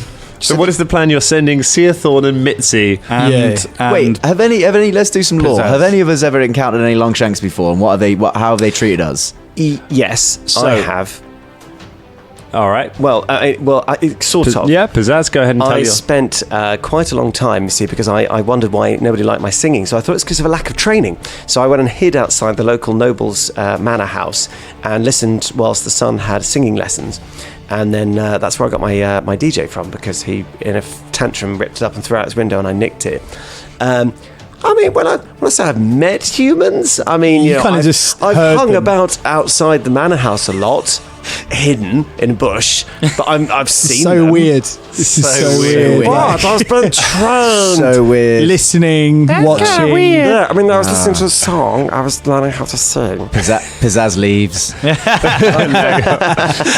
And now you're wearing his clothes. Yeah. So that Took his face as well. No, I didn't. That was a lie. I just ran away. So you've sort of met humans. Yeah, I've There sort you of go. met So humans. you got some good experience you can draw on there for dealing with them. You do all speak common, I should say that. You don't have to communicate in Goblin. I got this. Don't worry, y'all. Okay, Come but on. Pizzazz, you go with her to make sure she don't die. Well, okay? I'm going to sing my song because Actually, outside character, I actually have a really beautiful singing voice to humans. It's just goblins who hate it. So there. Looking forward to hearing that. yeah, I'm going to sing like this. Me and Grenick hang at the back and put our weapons away, but we're still visible. Okay, so you put your Obviously, weapons my weapon's away. quite hard to hide, but I've just kind of got it behind my back. Why don't you put it inside your retina? Never mind, you cut yourself open. Never mind. Get it? Hey, That's your voice. Oh, Pizzazz, don't be afraid to use your whistle. Longshank might like it. It's a winner every time. Wait, before you go off, are you sure you know what you're saying? I just realized that Seathorn, you might just say some really random crap and then just start talking about cheese. Or Well, something. I was gonna end my song. I was gonna sing about the undead army. Okay. We gotta talk about They the. gotta bring him through the crack, and in Yeah, turn they gotta yeah, have It this. depends if these are the guys we want. Let's find out. What's the chance of there being 2 human fortresses within walking distance from our village? I don't know. Of it. Our voyage. Our village. Our voyage? Yeah, our village. I've not been on a voyage. Yeah. I love In forages. a village. Yeah, the voyage. Forages? I can't. Don't make me do this, guys. Come on. It's killing me that these guys are too far away for me to just roll perception checks. Yeah, to we go. We head over there. Yeah. All right, Okay. so Seathorn, Mitzi, and Pizzazz, you approach while Krennic and Crimsy. Crimsy, sorry, Krennic and Crimsy stay at the back, watching on. The little fat demon creature goes. Oh yeah, he's still with us. He's been following you the whole time. He's a friend. Hey. You stay over here with us, okay? No. Oh, so shouting loud. What's your name? Okay, I'm gonna call you Miel. Miel. Okay, cool. It just kind of stands there looking around, sort of like after a while it just puts its hands up and holds your hand, and just stands there looking around at things, and then starts trying to chase bugs. Hey, wait, Miel, do you want a curdle? Do you want a curdle? Okay, give him a hug. Okay. It reciprocates. Meanwhile, as you're cuddling this creature, you adopted it at least. The others, you arrive at the gates. The knights see you approaching, and one steps forward. They immediately put their hands to their swords as you approach. Pizzazz puts his arms out and he sings a song. He sings, Oh, great Longshanks of the sword, we are desirous of a word. There is a great undead army, and to fight them, well, we'd have to be balmy. But if you, we wish you to come and give them a smack, so you will come through a hidden crack, and so we will have this spoken. We've brought you this lovely wooden token. Nice. Thanks. Kind of like a spoken word. Well, yeah, all right, it's bit poetry, really, but I just made that up on the spot, so there you go. Seathorn's like a really harsh, like theatre critic. really? Yeah. The lead knight holds his hand up to the others as they're drawing their swords and says, "Wait! That goblin knows beat poetry. Yeah. That is no normal goblin. What are you, creature?" You just said what we are. Well, I know that. It's the wrong time to pick threats and stuff. Just sit on me like, you can trust me. And then be like, you're shit, you're shit. Fuck that guy. Why are you doing that? Doesn't make any sense. Where did you get that tiny tuxedo and dog? This is Mitzi. And I'm gonna sing you a song about him. Hold on, all right. hold on, y'all. Don't need a reroll. Seathorn loves her wolf Mitzi because she's so very pretty. If you try to call her a dog, then I'll smack you with a log. Good. So threaten them as part of the plan. Right. You're going to attack us with... I don't understand what's going on here. Are you a band? Well, the song's supposed to be to have a re-roll or something like that. Yes. No, that was. I was just practicing. That was my practice. I mean, Dan said that we could sing those songs to... Well, no, never mind. As a group, you've sung so many songs that give you no mechanical benefits. So we just want to, because you're trapped in this valley, and there's an undead army. He's coming to threaten our village. Yeah, we have this, y'all. And she pulls out the talisman of Serum Ring First token. token. Go ahead and make a diplomacy check for me. Both of us. Yes. don't. 18. So it's just Yeah, going to be 14. A 14. That is 2 successes. That improves there because you get a bonus from the statue as well. The knights sheathe their swords, and the lead knight approaches you a little closer. And says, "I see that we're not the only ones who are trapped by the. We're not the only ones trapped by the dead." You're not trapped. Yeah. We found a secret crack that leads through. We can lead you through. The undead armies are coming. There's many. They've got There's many. bellow zombies. Bello. Bellow zombies. Bellows. And they got eagles that are like gas bags. I am familiar with the bellow zombies. Yes. We think if you killed bellow zombies, they don't know what's going on. A homebrew bestiary near you. Y'all probably don't have enough people to fight him off, so why don't you come inside the crack? You got very ferocious horses. You could come to our village and you could help us relocate. You best come and speak to the commander of our order. It is he who would have. It is he who will decide. All right. Open the gates for these singing goblins who might be a band. We have 2 more. There are more hiding in the bushes. No, they're not hiding. Hail crossbow bolts. They're just, Clever girl. they're just a bit scared because you've got ferocious horses. And the horse is not going to eat us. Yeah, we were scared, actually. Mitzi, look at Mitzi. Mitzi, I push Mitzi to shake a little bit, and Mitzi shakes. Mitzi kind of shakes her She's face so a little bit. scared. It's like, Crimson, I come forward, but I'm holding Miel by the hand. Greenock. Grinner. It's okay. We're going to speak to the King Longshanks. It's all of our Hello. King of the Longshanks. The king of all the Longshanks. King Wow. of the Longshanks. It's incredibly good as a royal audience. It's so amazing. What? It's so amazing. My name, Amazing. Grenick. Good to meet you, Grenick. My name is Samuel. Good to meet you, Samuel. I'm Seathorn. Samuel. Do you sing songs, Samuel? We do not. Samuel sings songs well. What? I'm afraid I'm unfamiliar with your ways. He's just God. Take us to the king. My name is Take us to your leader. My name is Crimsy, Slayer of Pig. And Crimsy crosses her arms and stands Yeah, very she killed jauntily pig. toward, like she's doing the Matilda pose. I'm so proud of her. Yeah, we kill pigs. Good to meet you, Crimsy Slayer of Pig. And you, tux wearing? My name's Pizzazz. You might have heard of me by songs. No. Oh. And you? I see. Come. He leads you through the entranceway of the camp, past many tents. You can see there are a lot of knights. They eye you sort of with curiosity more than with hostility as you march through the camp. They can tell that you're with the other knights, so they don't immediately turn hostile. At the far end of it, Be a terrible end of this adventure. You walk in the camp, they kill you. The end. everyone just get little red circles appear around them all. Yeah. And you arrive at a large tent at the head of the camp. There are some banners fluttering on it, with a sort of a symbol again of this sword with a sun around it.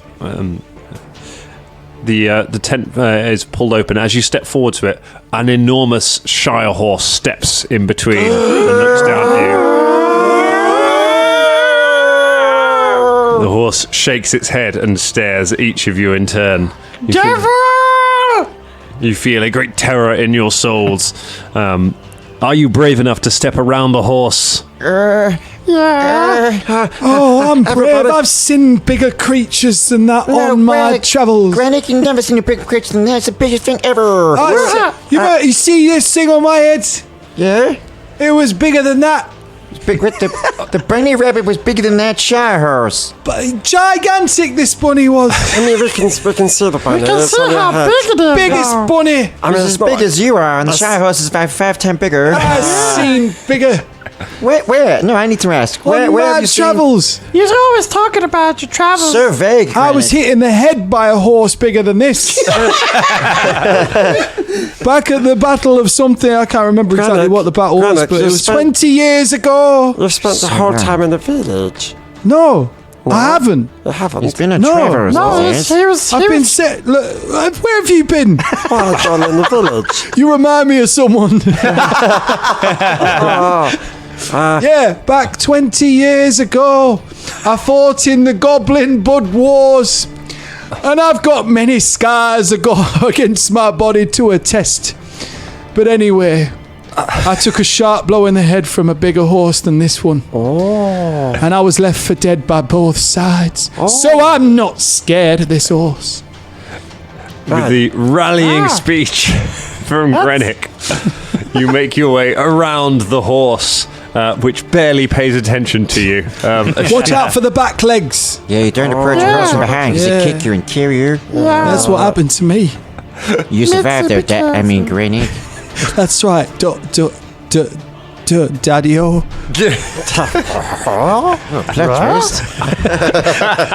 Turns out he's a master of disco. Look, let's just go. Everyone is each other's father in this story.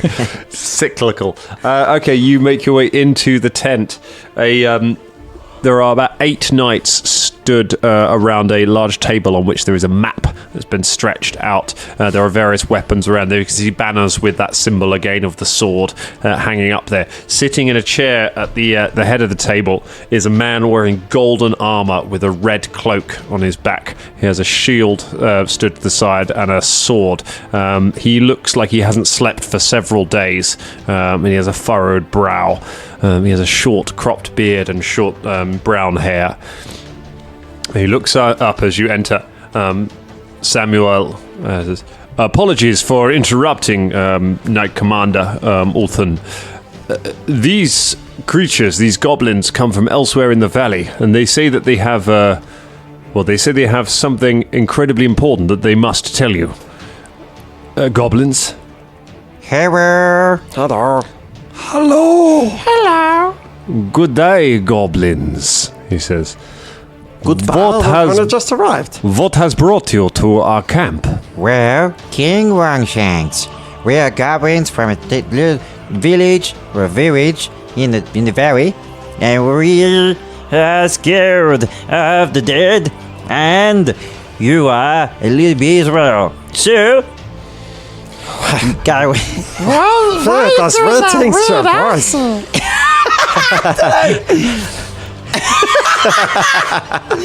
Sir, you need to come through our quack, which we have found. You come through our quack, and you can help us move our village a little bit, and maybe we can all get away from the dead people. But it's very small crack. You can't bring horses. Horses are stupid. Oh, well, no, So actually, basically, no. we've seen the big army coming towards y'all, and it's gonna probably kill all of you. But we want to save your life by telling you to come into our crack. Well, no, That's what I just Go said. way out. No, the Let's long- repeat what I just said. That's it. It's King Longshanks. No, the Longshanks don't need to go through crack. We're There's- going through passage. There's a crack. Behind the vines. There's a Yeah, crack, but you it goes see. into the crack. Well, no, in the there's crack. another way. We couldn't go. We can find a way. Don't bring No, horses. No there's- horses. There's some mushrooms. No, you can bring Don't touch the mushrooms. Can't do, and there's a yanker. We are aware of the approaching undead army. We know that we thought there is no way out of this valley, so we were to make a last stand here. There's no need. We found an exit for y'all. Come in the crack. We can show you. Leave horses there. Surely No, it's they better can to put horses. live. Horses There was can a make last passage. stand. It's better to live to fight tomorrow than to die today and die tomorrow. Well, we kind of want you to, fight them. We have already lost so much. Last Vol has fallen to the undead. We are all that has escaped from it. There seems little point in trying to escape further. Well, Why? you could help us. Yeah, you can help life, and then we can make a new little kingdom with like goblins and Longshank, and we can have no horses and no dead people and lots of fun and mushrooms. And you can teach us the ways of this God that you follow. God of your son. Yeah. That is, do you know what that is? Yeah, it's a symbol of Seven Ray. It's pronounced Serenre. Serenare. No, you're Let's adding an call- extra vowel in there. Serenre. Let's call the whole thing off. Serenara. Senre. Serenara. We are knights of Iomede. Yamada. What? No, Iomede. You must die? It's your Iomade. die. I might die. Well, this is Not pretty odd. Umedai. Why don't you make God with one syllable name? That is. You have wisdom, small round-headed creature. This is pretty awkward then. No, Serenra is a friend to the Church of Iomede. Oh. If I've lost my German accent, it's got Samuel's talking. You look at everybody putting on other accents. You know. We are friends to this church. Perhaps if you are members of the Church of Serenra, then maybe we are friends after all. Oh, well, I mean, Yeah. we've been friends Speaking goblin, forever. speaking goblin. We are dead. What? We should say that we are. What? We should say that we are. But when they come to the village to help us pack the things away, they know we lie and they might not help us. Oh yeah. No, we Let's tell the truth. want to help. Little goblin Just going. You can save yourselves and you can save us as well. We speak in common. Go ahead and make some diplomacy checks. All of us. Yeah. Critical failures will reduce his attitude. Successes will increase it. You need a certain number of successes. 5. You're going to get some bonuses. Oh, okay. 13. A 13 is a success. A 5 13. is a fail, but not a critical fail. So success. 13. 13, another success. 7. A 7 Jesus, guys. a 7 is a fail, but you get a free success for showing him the symbol as well, which has improved his attitude to helpful. When Crimsy talks in common, Crimsy puts on an affectation. Hello, good sir. I mean, seriously, Hello, it's like the we've third already person. met. Can you understand me? You're speaking in common. Yes. Why, I am. I'm speaking in the refined tongue of the loan sharks. You were speaking common a minute ago. Yeah, but I wasn't putting on the accent. No, I'm See it, Darn? You gotta put on the accent for the What's loan with this sharks. the third So if you put on an in accent, this many minutes. I can't settle on an accent, so would you like some tea, please? hello Yes, please. Tea? to the I'd long like to. shanks. Come in and have a crumpet. Hello, good sir. Could you help us out? Wave a little bit. Look, all right, We're enough for the a little accents. Enough for the accents, all right. Look, The humans are all just staring at you, confused. As you, Samuel. Mighty throne room you have here. Yes. Oh, blind. Be quiet. You're over egging the pig. Isn't the weather nice today? Hello, Margaret. How long is your shift today? Could you tell me the way to the library? Up the apples and pears. It might rain later. enough, goblins. Put away your holiday phrase books. You will not need them further. I am moved by your words. It is right. We should not sacrifice our lives needlessly here. If there is a chance that we can save your people as well as our own, then that is worth taking. We will go with you to this crack, and we will do what we can to help your people. Come. He stands and he looks down and says, "Is that your child?" Yeah. This is Meow. And yeah, fuck it. Yeah, he's my child. It's they, whatever he wants. I don't care. I have never seen a goblin child before. You like his bow? Is very pretty. Yeah. You like my bow? He walks. He's got hierarchy of taste on tiny creatures with bows in their hair, and he knows what he likes. He strides up to the knights and announces to them, "We march right away. There is still a chance that we may do good. Let us be away from here before the undead arrive. The knights begin striking camp as quickly as possible, begin tearing things down. Some of their scouts go with you and find their way to the find your way back to the entrance to the passageways, to the crack, and you find your way within. You make your way back down the tunnel, but you realise that the passageway you made through the narrow crack is going to be too narrow for the Longshanks in their armour to get through. So you have to make your way back down the passageway you didn't go to, which opens into a large cavern where there is a chasm across it with a stone bridge that has collapsed. So you have to go back out and retrieve wood, and you're able to build a rickety bridge over the top of it.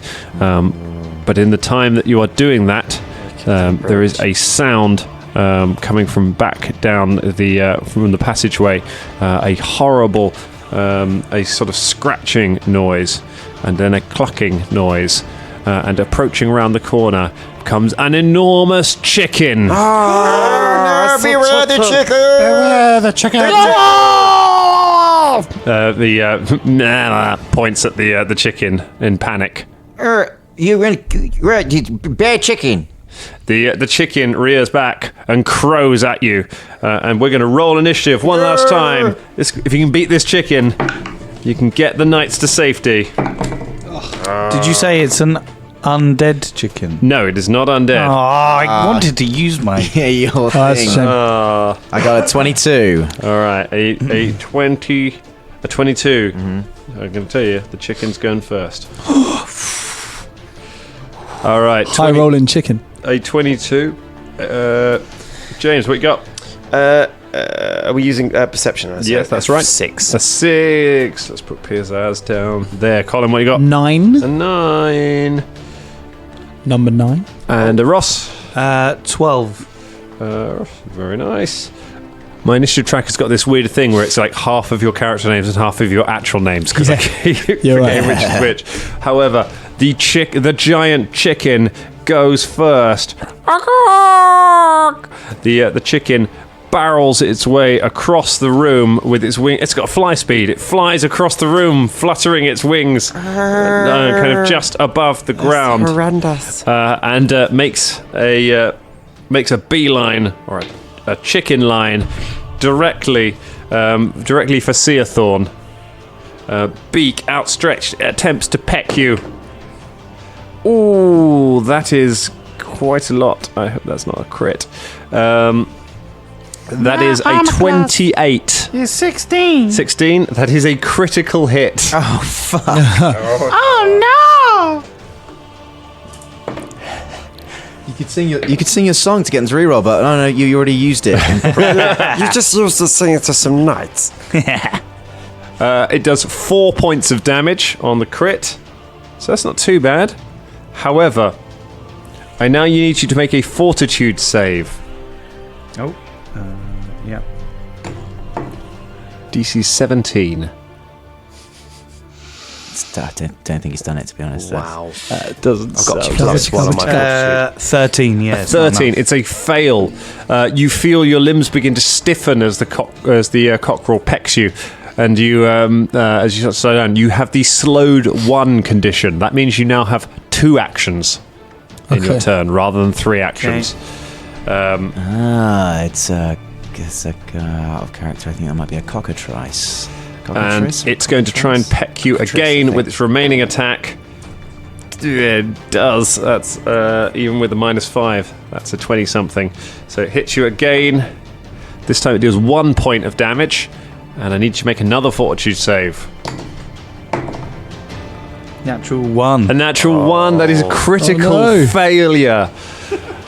You are turned to stone. Oh, no! Seathorn is turned to stone. The cockerel just pecks Seathorn twice. Oh, shit. So she is now petrified. Oh dear. Wow. What are the knights doing? The knights are not with you at the moment. You went back to build the bridge for them. They're striking their camp and they'll be with you soon. As your smartest knight with you. As she gets pecked the last time she feels it, and she feels it all coursing. She turns around, looks at Mitzi, and goes, Mitzi! And then she's like got her hand out towards Mitzi. Oh no, Seathorn. Oh dear. Let's see if you can avenge it, Crimsy.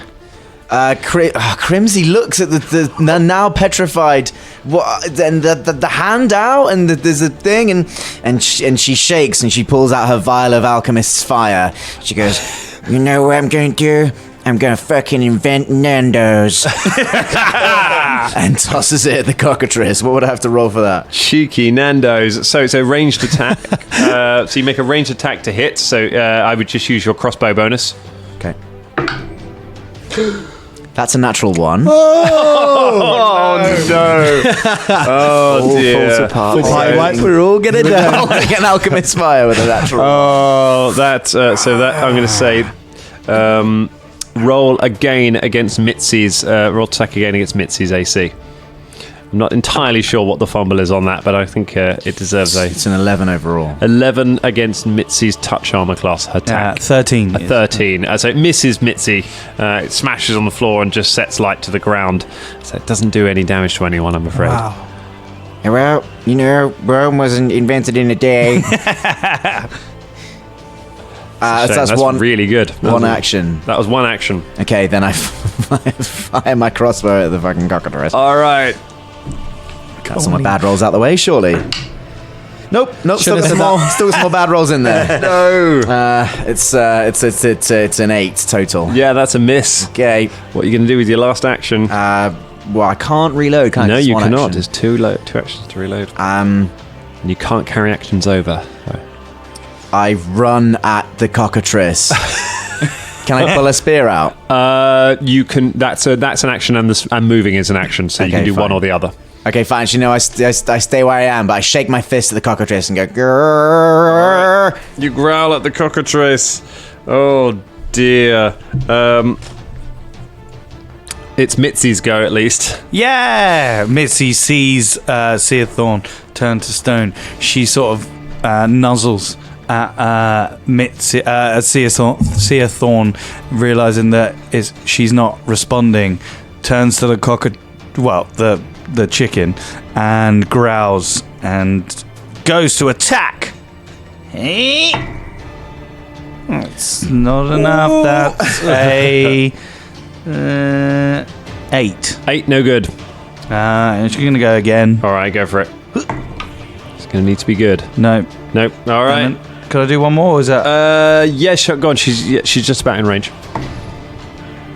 What is literally 5, 4, 5? Like, no, it's not. No good for Mitzi. Uh-oh. All right, Grenick. So this chicken's kind of hovering above the... No, the chicken's on the ground. Oh, it's on the ground landed. now. All yeah, right. it flapped over and then landed. Grenick is gonna rage! Yeah. Oh! So you gain... because he's old, he's gonna go to the post office. So you and get 3 hit points. Your armor class goes down by 1, and you add +2 to your damage rolls. to my damage rolls. Okay, so I'm gonna try and hit it with the old great axe. Oh no! That's not gonna hit. Don't forget, if you sing your song and get a reroll. I could, yeah. I'll use them all right now. Okay, here we go. My axe is big, my armor is funny, but don't you ever call me buddy. Reroll that d20. What's wrong with us? All right. And then I've got another one with -5. I've got 7. Yeah. Which was 8, 9, 10, 11, 12. 12, no good. Natural 1. And the last roll, which has got a -10 to it, yeah? Yep. Yeah. Come on, baby. All right, well, you know, that's Still not enough. 10. That's a 10 total. No, that is not enough. Shit. I'm afraid you run up in a blind rage and start flailing away with your axe, doing nothing. Singing while raging. At the end of every turn, you have to make a flat check to see if you keep raging. Okay. A flat check is where you just roll a d20. There's nothing added, nothing gained. The DC on the first turn is 0. So Okay. you automatically pass. Next turn, it will be 5. Turn after that, it'll be 10. And it goes up by 5 every turn and then Okay. caps at 20. So you can potentially keep raging forever if you keep rolling. And you cannot voluntarily drop out of your rage now you're in it until the Okay. combat is over. Yeah. Right, okay then. It's going to be Pizzazz. Come on, I Pizzazz. can't believe the Sathorn got a licking. So now it's time to stuff this chicken. Everyone gets a +1. Everyone gets a +1. Yep, and I'm going to use my telekinetic projectile to pick up a stone, not Scythorn, and hurl it at the chicken. So I hurl. Yes! That is 21. Hits. Splendid. Let's get my D10. Jesus Christ. So that'd be one hit point. One Out of one potential hit point. 10, I rolled a 1. Wow. So That, in the entirety of that round, we did 1 point. You got 1 action left. Nope. No. No, because I sang, and telekinetic projectile takes There's 2. Oh, dear. Okay, so 1 point of damage and 1 party member Oh, lost. actually 2. Sorry, I had +1 because of my song. So no. 2. Well, you know, that's something. Getting there. All right, it's the cockatrice's go. The cockatrice looks around and decides, looks over at Crimsy, who's running up towards it, and decides Crimsy is the next one who's going to get a stoning. Oh, it's not so good. That is going to be a 14. Ha ha! In your face, cockatrice! That's a miss from the cockatrice. Second attack. So that is a 13, 14, 17. Ha ha! In your... Oh my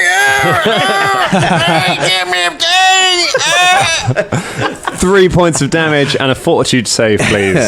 Has all Seathorn's stuff turned to stone as well? It has, yeah. You could have used my... Oh. I'm afraid you don't get a +1 to this either. This could be a critical fail. 8. 8 Yeah. is just not a critical failure, but it is a failure. So you are slowed 1. And then final attack. It's not, final attack, natural 1. He does not hit you. So you are starting to be covered in stone. It is your go.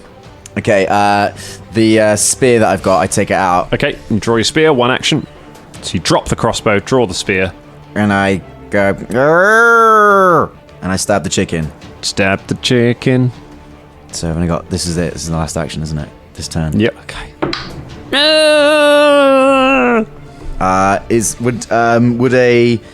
I don't know why I went to the spear. My crossbow is way better. Would a 15 hit? A 15 does not hit. Okay, can I re-roll with a song? Sing that song. I look at the stone-shaped Seathorn and I go, Crimsy good at finding things, mixing gears and rods and strings. Why don't you come here and see? seeing Seathorn's stone form. With a single tear rolls down her face, she goes, Care to try it out for me? natural 20. Yes! Critical hits. Fucking hell. Okay, so I got Good one song. D6. So that's 2D6. So 2d6, and then you whatever bonus damage you add twice. So if it's 1d6 plus 1. I've got a +1. It's just a D6, but I got a +1 from James's song. Okay, so you add 2. Two to So this. 2d6 plus 2. Okay, so that's 6. So it's an 8 total. 8 total, that's pretty good. Nice. Alright, so you run up and just stab it with the spear. Let's see if we can bring it down. Mitzi! Mitzi's now flanking the creature. And do we get inspiration from you? Yeah, plus 1 for well. that and plus 2 for the flanking, so plus 3. Plus 3 plus... Sorry, just trying to see it. There's so many things. Plus 17. 17. Miss. Oh, no way. I'm good, going to Mitzi. try and hit again. Boss monster. Oh my god, 5 again. 5. What the... One more. Oh, The Fulton's he's back. Oh, that's kicking in, yeah. the dice are back to normal. All right, no good for Mitzi. All right, come on, Krennic. So what do I need to roll to keep raging? Krennic, it happens at the end of your turn, so you're automatically raging for this turn. Oh, And okay, at the cool. end of your turn, you've got to roll again. So, All right, come on. First attack, Come on, here we go. Yeah. That's better. That's a 24. 24 is a hit. It's not a crit. Okay. So you roll your damage. Yeah, roll damage first. Remember, you got your +2 on top of everything else. You do So, stupid damage with that thing. Yeah. +2. Yeah. 12. 12 Oh, no, 11. 11, sorry. Okay. Second one. Nice. Second attack. That's with a -5. You got -5, yeah. So it's 14. 14, 15, 16 because the 16. flanking, but it's still not quite enough. Last one. Last one. Here we go. Come on. Natural 20. Natural 20. It's a critical hit. That's All pretty right. much the only way to hit on the third attack is a Yeah, natural right. 20. But yeah, it does it. So roll that damage and double it. Do you only double? Don't you roll the dice So, twice? You roll the dice twice, sorry. Okay, so 3. Yeah, and you don't damage the plus. So that's double the plus 10. damage. And then. So 10, and then you whatever you add on Plus- for your strength. Oh, yeah. So I've got raging. You got as well. two. You got 2 damage for that. Does your axe normally have a plus anything on it? 12. The axe I've added. Oh, and +5. So Plus that's 5. So 17. The axe is +5 damage. yeah. Yeah, I mean, Because heavy it's bonus. giant axe. Yeah. So it's +5, 6, 7. That gets doubled to 14. Yeah. Plus, so it's 14 plus whatever's on your dice. Which is 10. 10 plus another 1 for so 20. Wait, no, hang on, sorry. You rolled 2 dice and you've doubled here. It's one of the 2. No. So you rolled. What did you roll on your dice? You rolled 10 on your dice. So I yeah? rolled 10 altogether. Across Yeah. 2 dice. So that's Yeah. 10. And then you've got 5, 6, 5 from your axe. 2 from your raging, so that's 7. 7. That gets doubled to 14, so that's 24 points of damage, and then an extra 1 for the Inspire Courage. Hang on, 10 and 7 is 17. Yeah, but the 7 gets doubled as well. Oh, I see. So we have to double the 10 and then Yeah. double the 7. Yeah. So it's 20. You roll Does the +5 get doubled as well? Plus 5, the 14. bonus gets doubled as well. So Oh, you roll your shit. dice twice, and you double the bonus. Right, Oh. so 20 plus 14 plus double That's 2, right? mental. Plus just 1 for the... Just one Yeah. one bonus. All right, so that's 35 points of damage. 5 points Should we of cut that damage. bit? Or- Yeah, I'll 35 points of damage. And you kill the cockatrice. That's like the first hit you've landed pretty much all. Yeah, This that is was a lot. This is a brilliantly, weirdly balanced character for an introductory, one-off game. Like Yeah, he just yeah. does insane damage, and that's all he can do if he hits. He's the Fulton Battlestone of goblins. I've killed bigger than you, and I'll kill bigger than you. You cleave the head from the cockatrice, and it collapses dead at your feet, and you're able to retrieve starts jumping up and down victoriously on its body. The knights arrive shortly afterwards, and use your bridge to begin crossing the chasm. Mitzi stays with Seathorn. Yeah, Crimsey's just looking at Seathorn, see if anything changes. We should take Seathorn's body and make a statue for New Village. No body.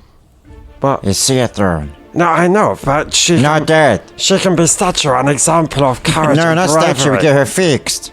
Clever knights. She made a storm. Nope. Get Clever fixed. knights, can you fix our friend? We will take her with us. Perhaps there is a way that we can help her. All right. Yeah, you can leave the dog.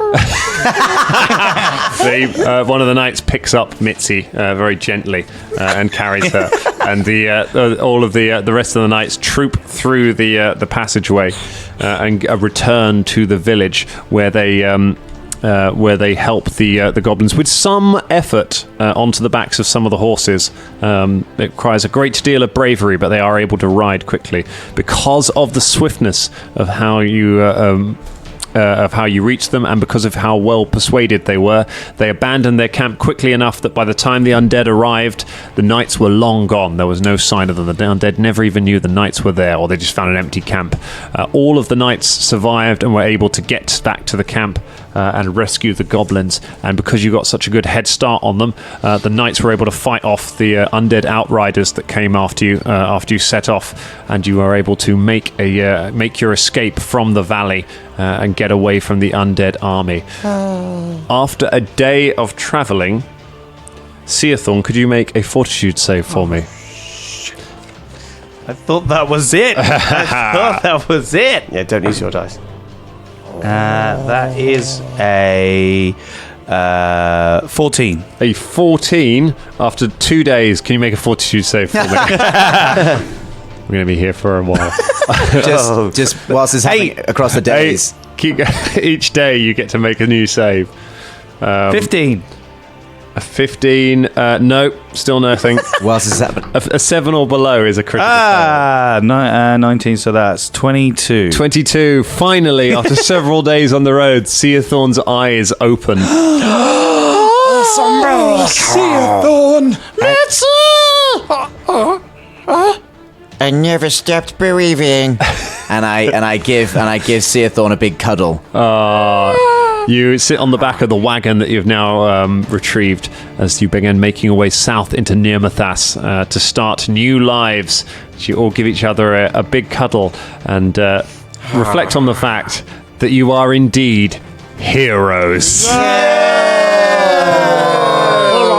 Congratulations, goblins. You have become heroes. That is the very fun We Be Heroes adventure. It is out on the 1st of July as PDF for free from paizo.com. So pick that up if you want. There is stuff in there that we didn't do.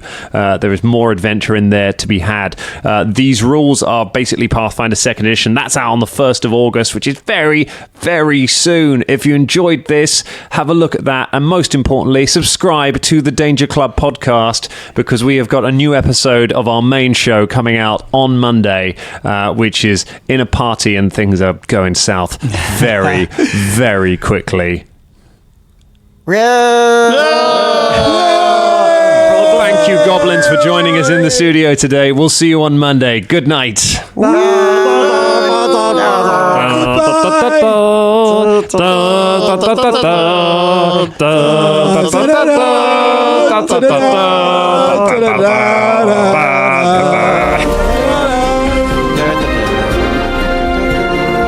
But the Avengers.